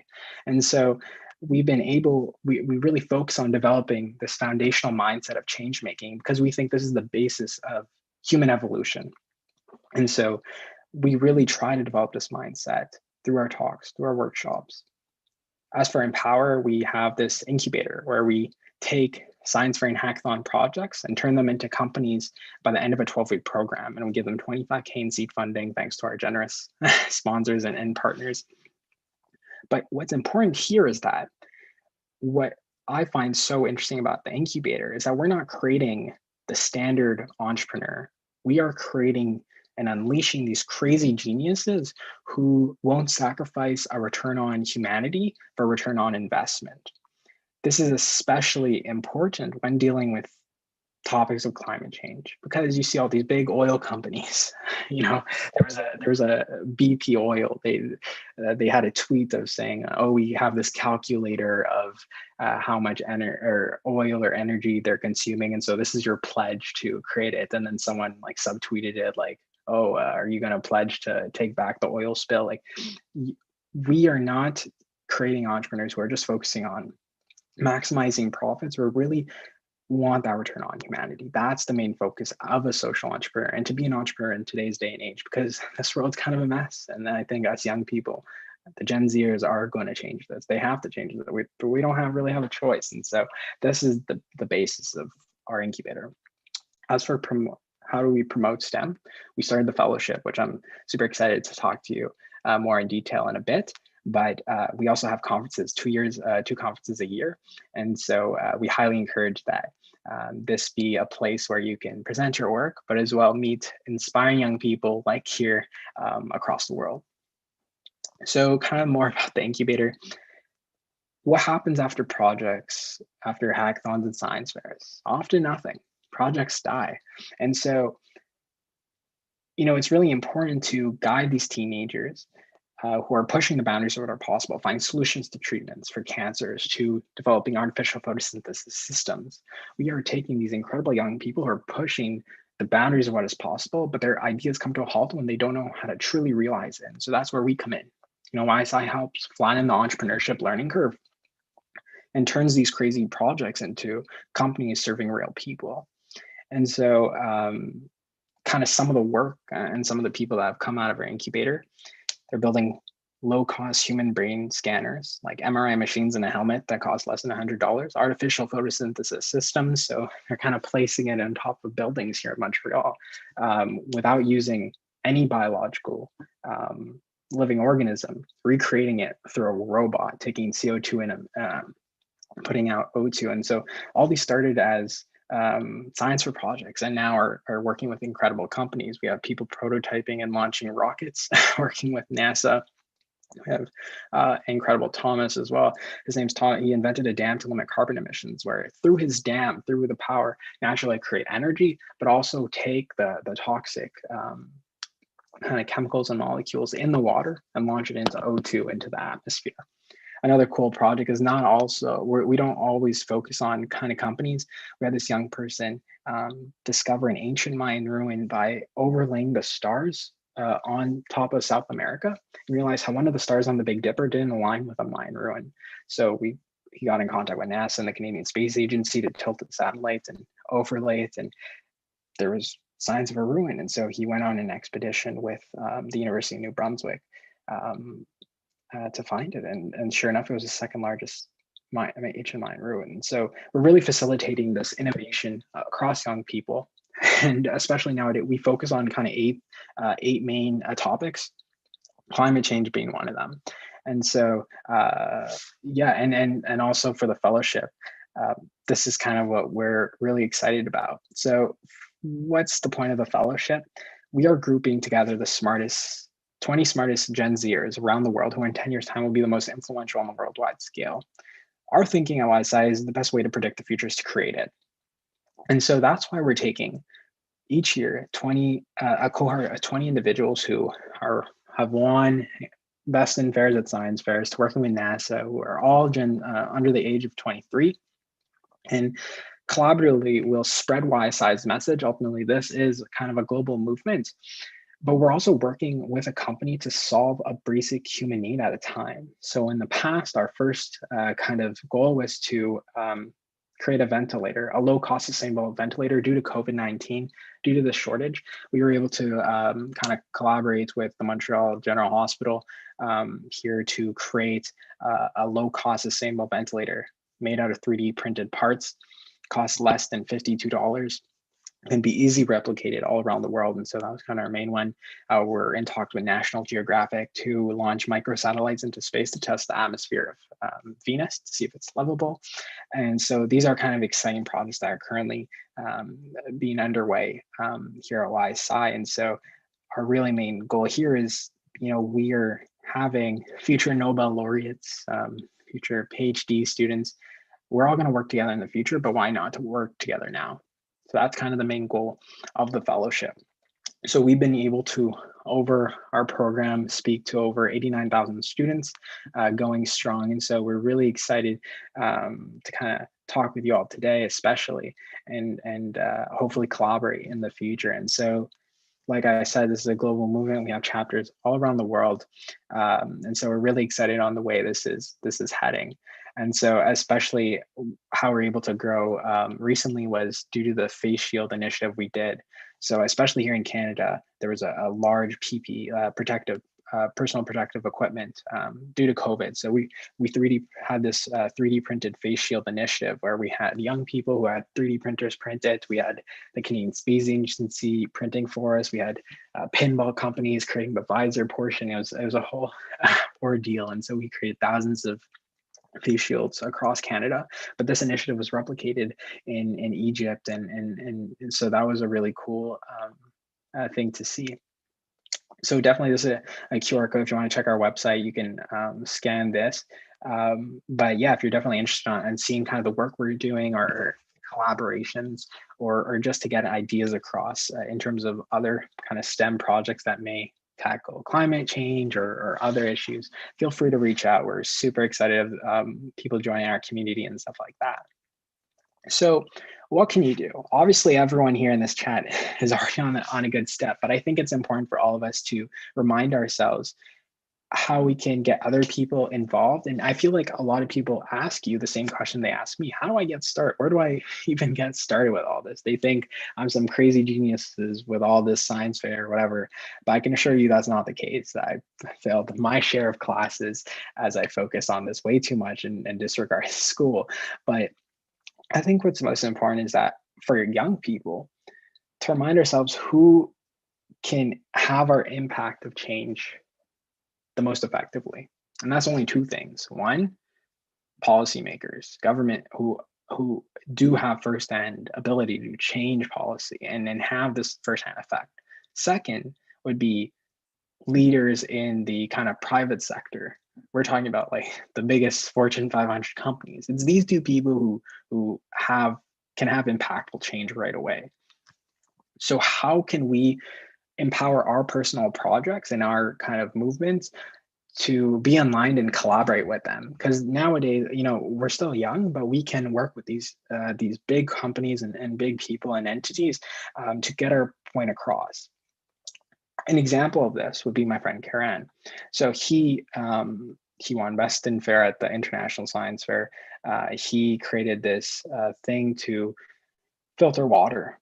And so he did a filter water, but also in kind of response to the BP oil spill in the Gulf of Mexico, he made this way to stop like this engineering project to stop oil spills when pipes would burst. And so not only did he create this, he's working with governments, agencies in Brazil to kind of combat deforestation and stuff like that. So a government, but he's also working with private sectors and companies to kind of have a more environmentally friendly approach when it's dealing with their respective products. And so I think this is a good example of working with a government, but also working with private entities and leading members in their sector.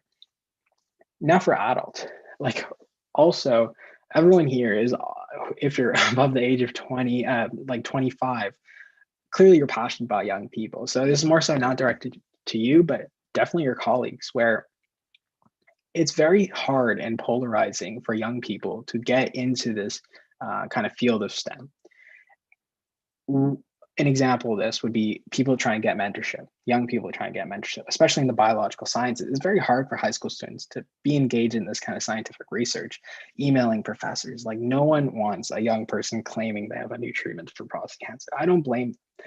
But I feel it's very important to keep an open mind and remind these kind of elderly people who are in a position of power to empower young people in having innovation in STEM. And I think this is very important in having this mutual discourse.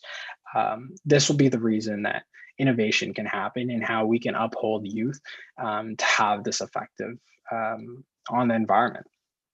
So lastly, if you zoned out, this is the time to listen. This is the most important thing I have to say, is that us young people are always told that we are kind of the next generation. We are the future doctors, lawyers, activists, engineers, you name it. We are the leaders tomorrow, but we do not need to wait until tomorrow to lead. So thank you so much for listening. It was truly an honor to be here. And if you have any questions or whatnot, you can definitely hit me up on any social media or through my website. So thank you so much. I hope everyone has an amazing day. Thank you, Shaan, for sharing your impressive journey.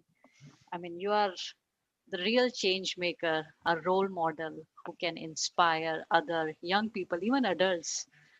So, and I really like your idea of how important the science fairs are, how they can give exposure to students, to other people, that what can they actually do or come out with ideas. I like your point about how science communication is really important, that for a researcher only to publish in journal should not be the end. The next step is to communicate to the policymaker, to the to other local community also. And your idea of incubator initiative is it's really amazing how you can actually turn ideas to reality. Thanks, Shaan, for sharing your journey, and best of luck for your future. Thank you so much.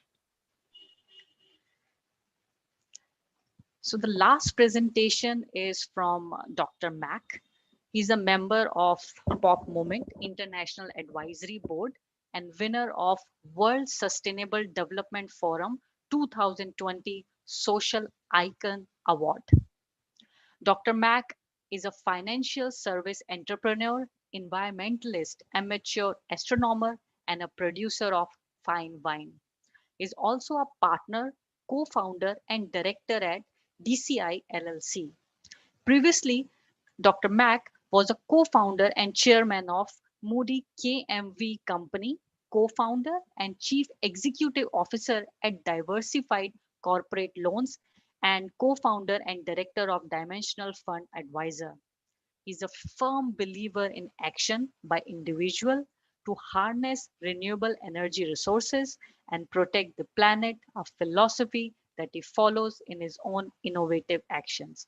Let's hear from Dr. Maach.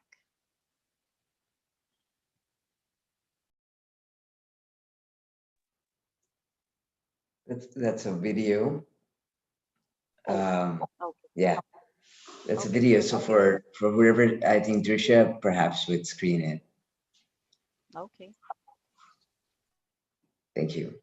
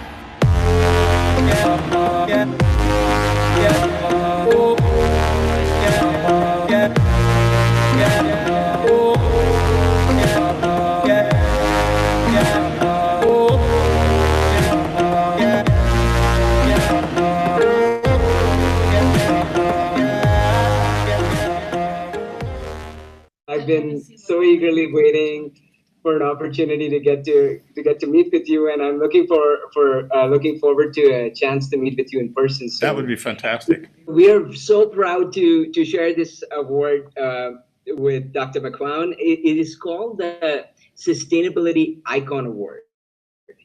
And it is given really truly to a very select person who has made a tremendous contribution toward sustainability and protecting our planet. I am so flattered by your award.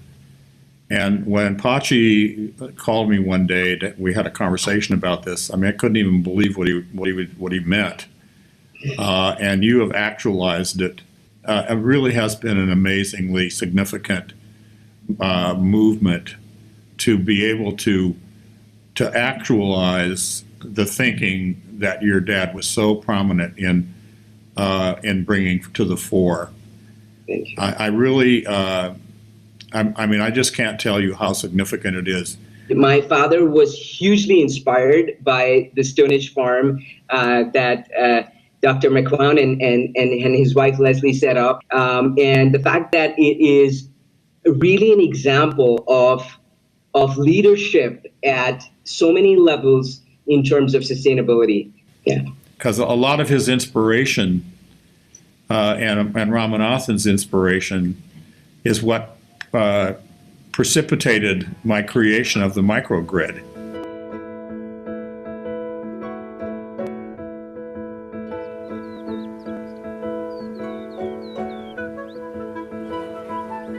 This is such a creative, special place. It's like a gift to the energy industry.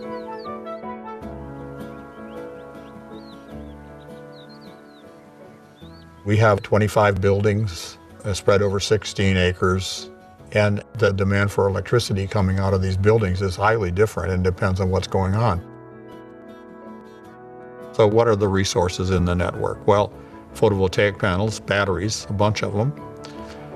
And we quickly found that hydrogen was going to be an important consideration if we could produce it from rainwater, and we found a way to do that. What Stone Age Farm offered us was a living laboratory. Feeding directly into the trunk line at 480. And so the testing that we can do at Stone Age Farm, it moves us along so much faster than working with a traditional grid. He said from the beginning, this is an open IP project, meaning that if you invent something, you keep it and you can do whatever you want with it. Just make sure you can change the world. If we can see that it works here in a controlled setting, that will absolutely position us to help in other places where there is no infrastructure. What they are doing in there is kind of a proof of concept of how things could be done in other countries. In the same way that Africa sort of bypassed landlines with phones and they went directly to cell phones, maybe they don't need to go through distribution of electricity in the way that we have done here. They could go directly to highly distributed systems like microgrids. For MAC, it's one of the mandates behind Stone Age Farm, and that is to really create a model that's cost-effective and dynamic enough to meet the needs for microgrids all over the world. We've had, I think it's 68 different interns from 15 different universities across the US that have been studying various topics. They come and have an internship for either 3 or 6 months, and they get their fingernails dirty working on actually getting things done and learning how the technologies work. That is actually a living, breathing example of the pop movement. This is exactly it. This is what it's all about. This is probably the most rich learning environment that they could get, especially as young interns, because it changes your life forever. The rest is history. You go there, you spend 6 months of your life, and then everything changes the course of history if you're able to mobilize enough people to be inspired in the way that these young interns are being inspired. The crucial thing when push comes to shove is the young people, and the idea that the pop movement has extended to 1.8 billion people, young people around the planet, is entirely indicative of where we have to go.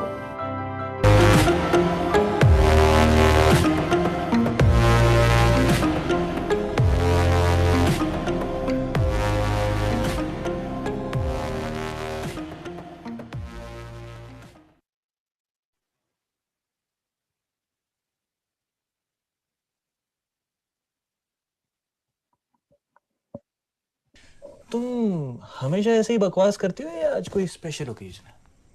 नहीं, मैं तो हमेशा बकवास I think करती we can हूँ। turn it ये off मेरा first if time है एक्चुअली, possible. तेरे जैसी मिली नहीं ना आज तक कोई. The streaming. Thank you. Thank you. Yeah. Thanks for playing the video. It was really interesting innovation that has been done by Dr. Mac Lab. So thanks to all the presenters. Now I would like to invite our evaluator if they have any questions from speakers, Dr. Babu and Dr. Escobedo. Okay, thank you for the time. Thank you for the time, Dr. MIDHA. Firstly, I would like to thank the POP movement for giving me this opportunity. And I feel really privileged to share this space with Dr. Diana Escobedo because she was my PhD thesis and my favorite teacher. So I feel really happy to share this space with her. Muchas gracias, Dr. Diana.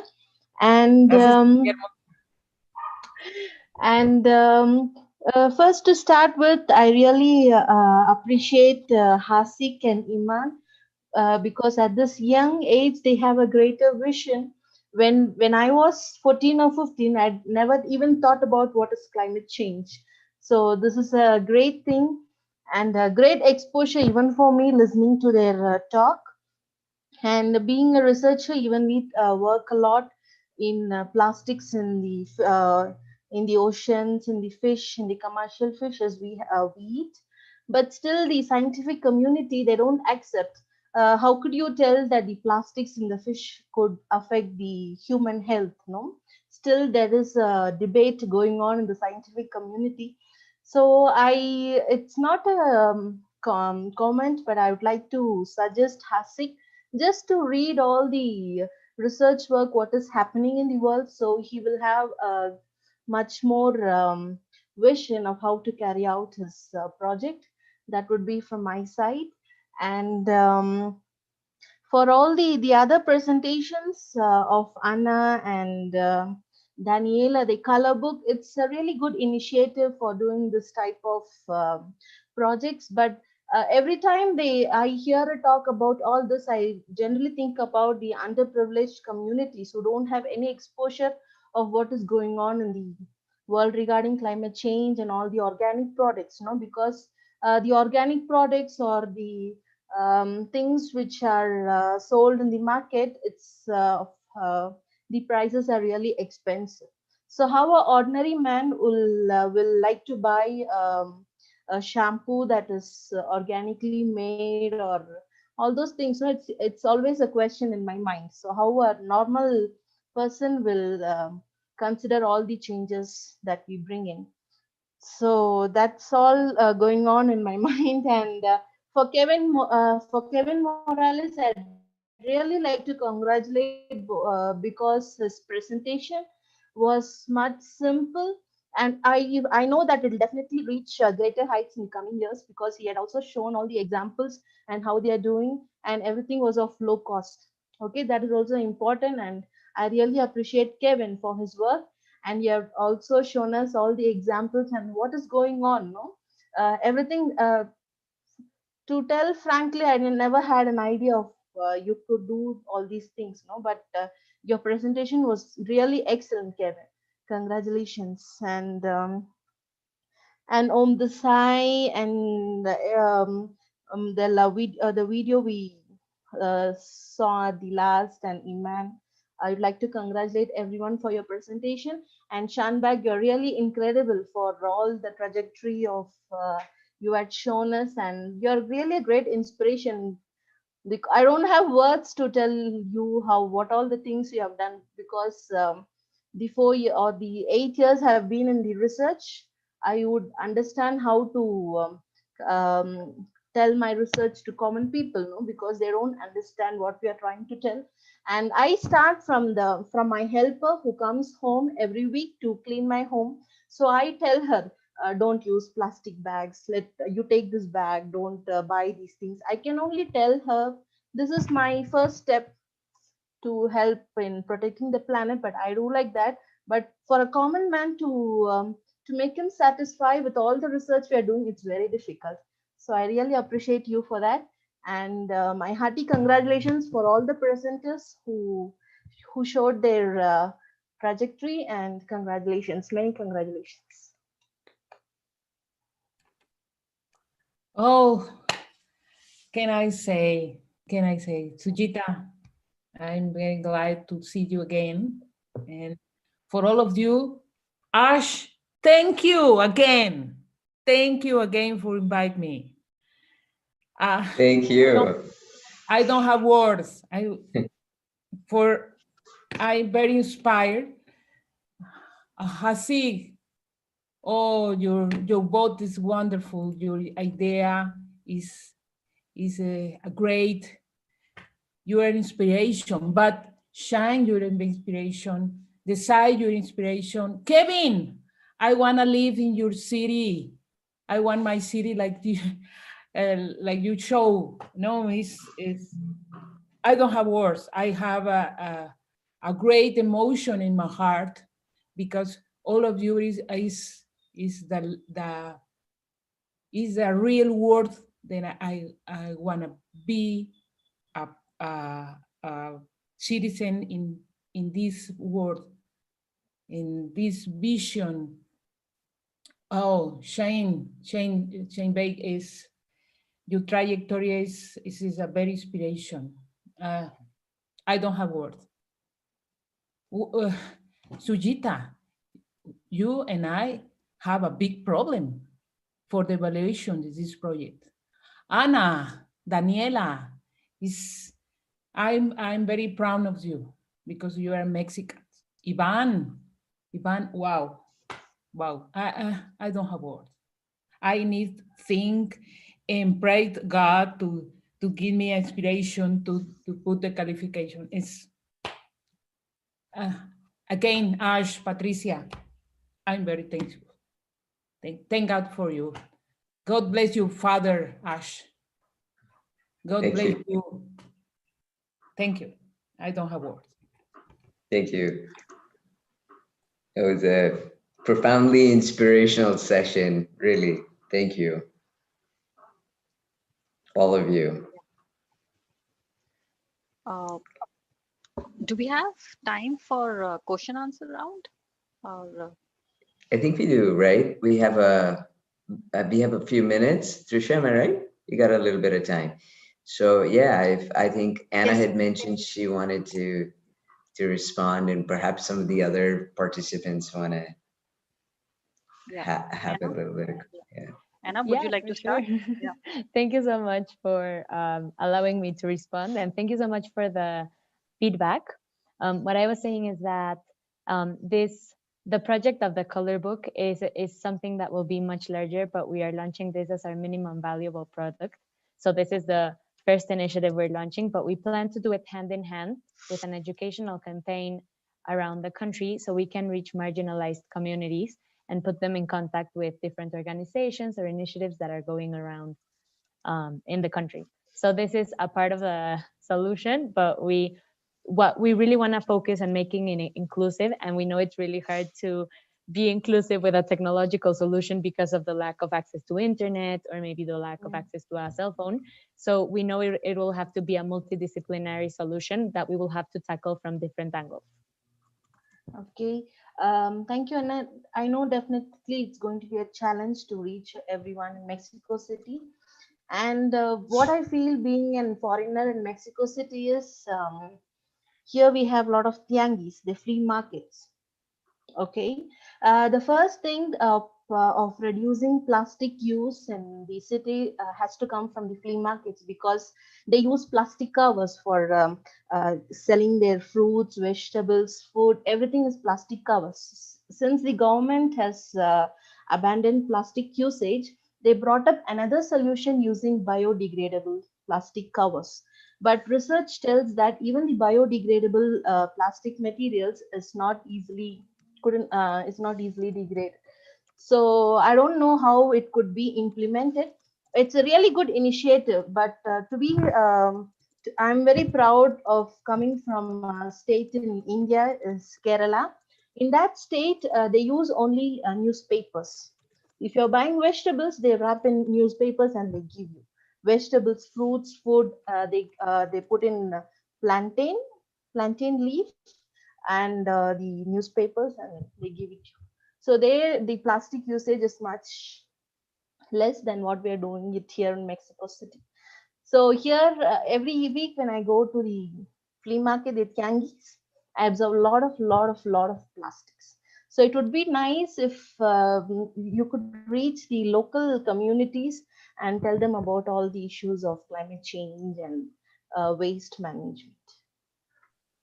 Definitely. Thank you so much for that comment. We definitely want to do initiatives like that and always supporting the local economy. Thank you so much, Sujita. Yeah. Thank you, Anna, and thank you, Dr. Sujita. So floor is open for questions. If any audience would like to ask any question from any speaker, then they can unmute and ask. A couple of things. Sorry, not questions. Sorry, Ivan. Yeah. You can go ahead. No, I just wanted to add a little bit to what Anna just had said. I think about climate injustice a lot. And the thing is that the most privileged people are the most impactful, right? And the people that feel all of this impact are people are marginalized communities and all of this. So I understand what your point is, and I definitely think that if we don't work hand in hand with our local communities and with our local markets, then we truly don't get anywhere, because it is a solution that is focused only on a few and not on everybody as a whole. But I also truly believe that a lot of people from my inner circle and a lot of people that I'm engaging with have no idea about the impact they have, right? And about the responsibility that comes with that impact.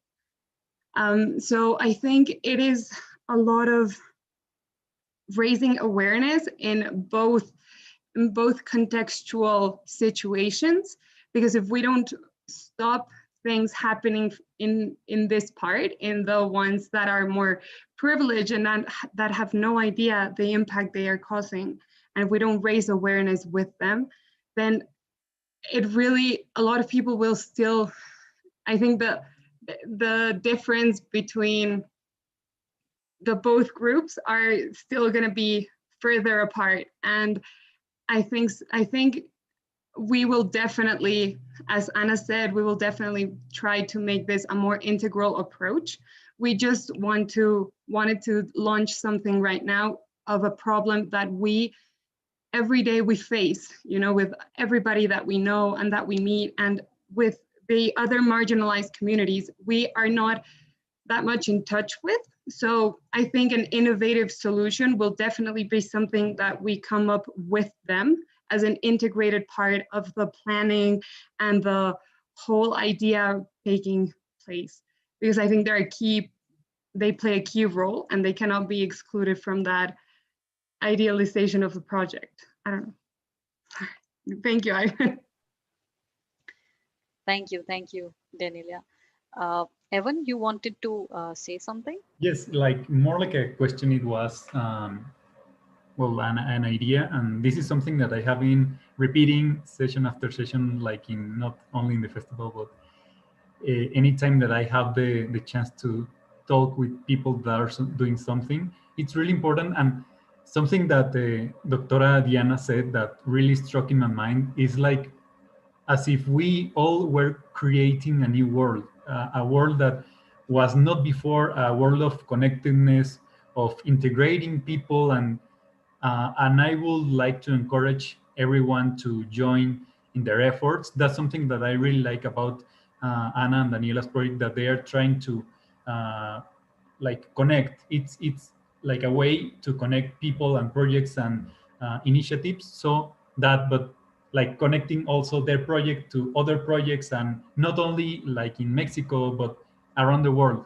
Like if there's something doing, I don't know, a project in Africa that maybe she or he can join with someone in, I don't know, in Asia, in Latin America. I think interconnectedness is the thing that can truly change things as how we are, as how they are.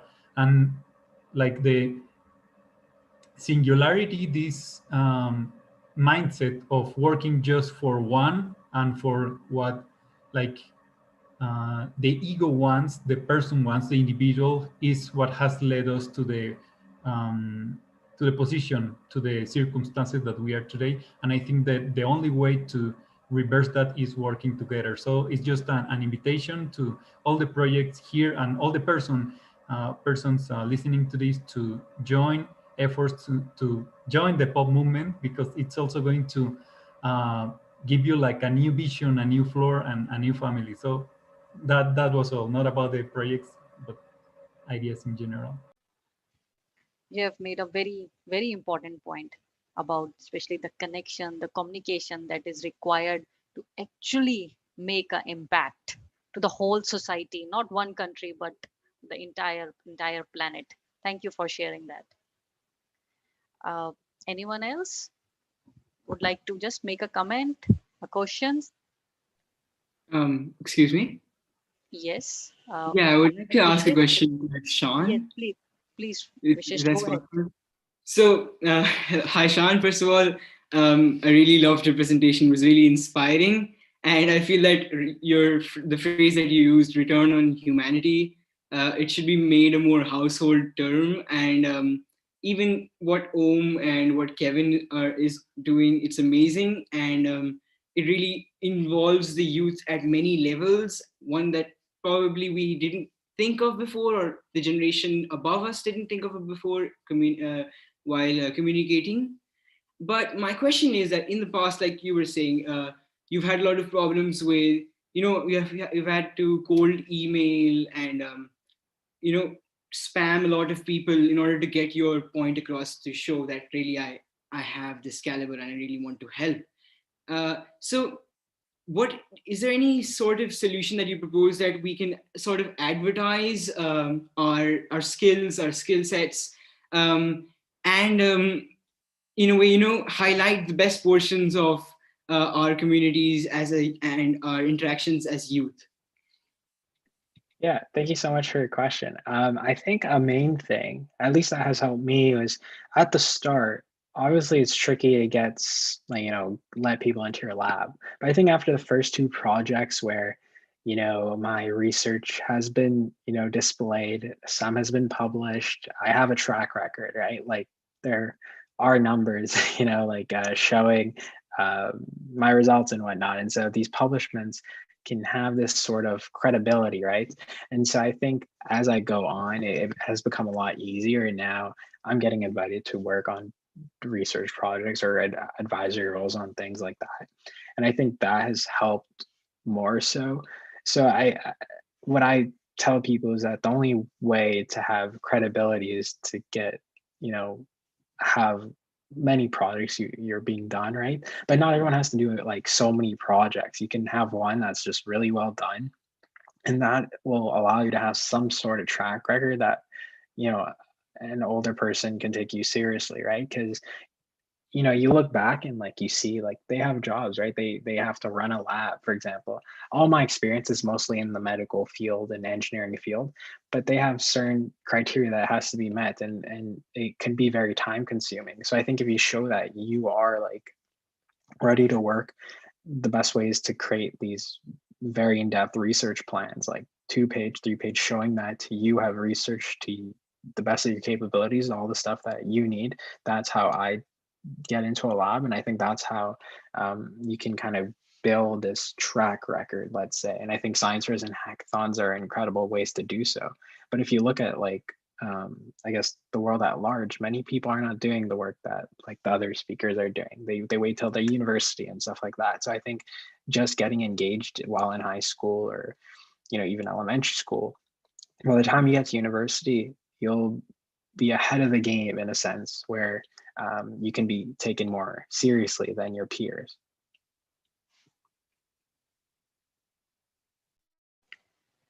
Thanks, Shaan, for the response, and thanks, Vishesh, for the question.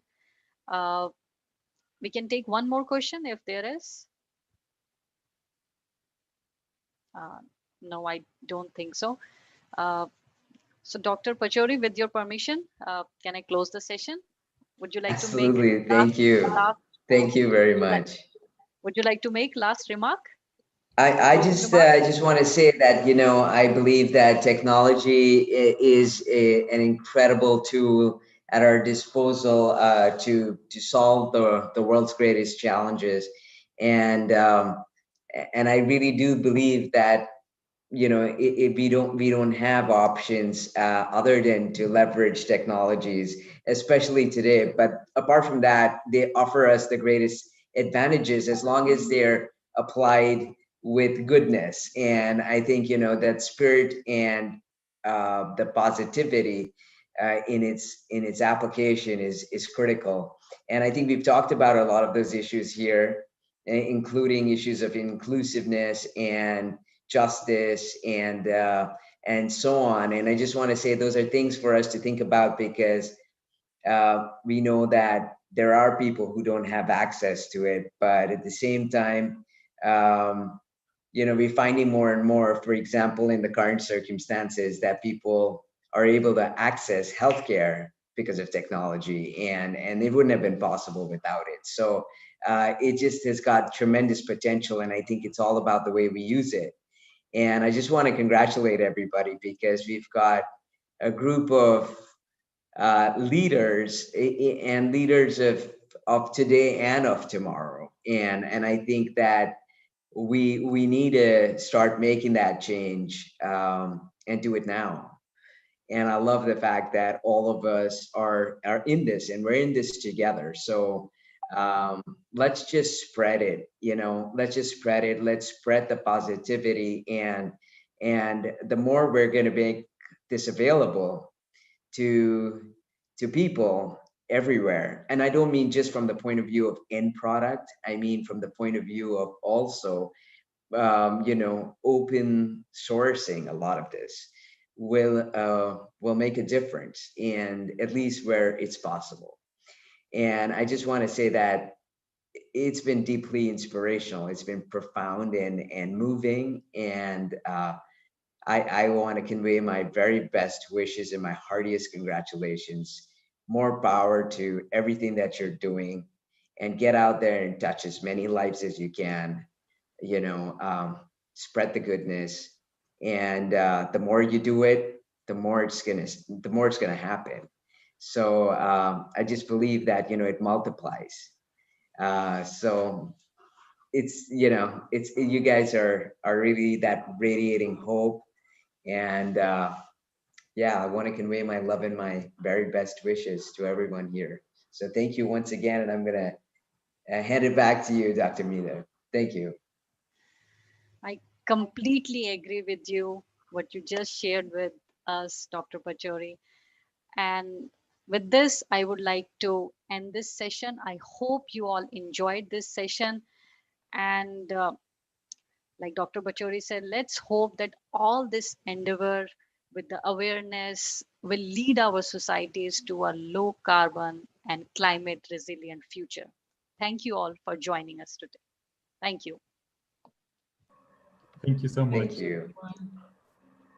Thank you very much, Dr. MIDHA. Thank you. Diana. Thank you. Bye, Ash. Sujita. Abrazos. Sí, doctora, Big estoy hug. aquí. A big hug to you. Abrazos enormes. Sí, sí. Thank you. Adiós, Norma G. Thank you. Thank you to our amazing family here. Thank you all.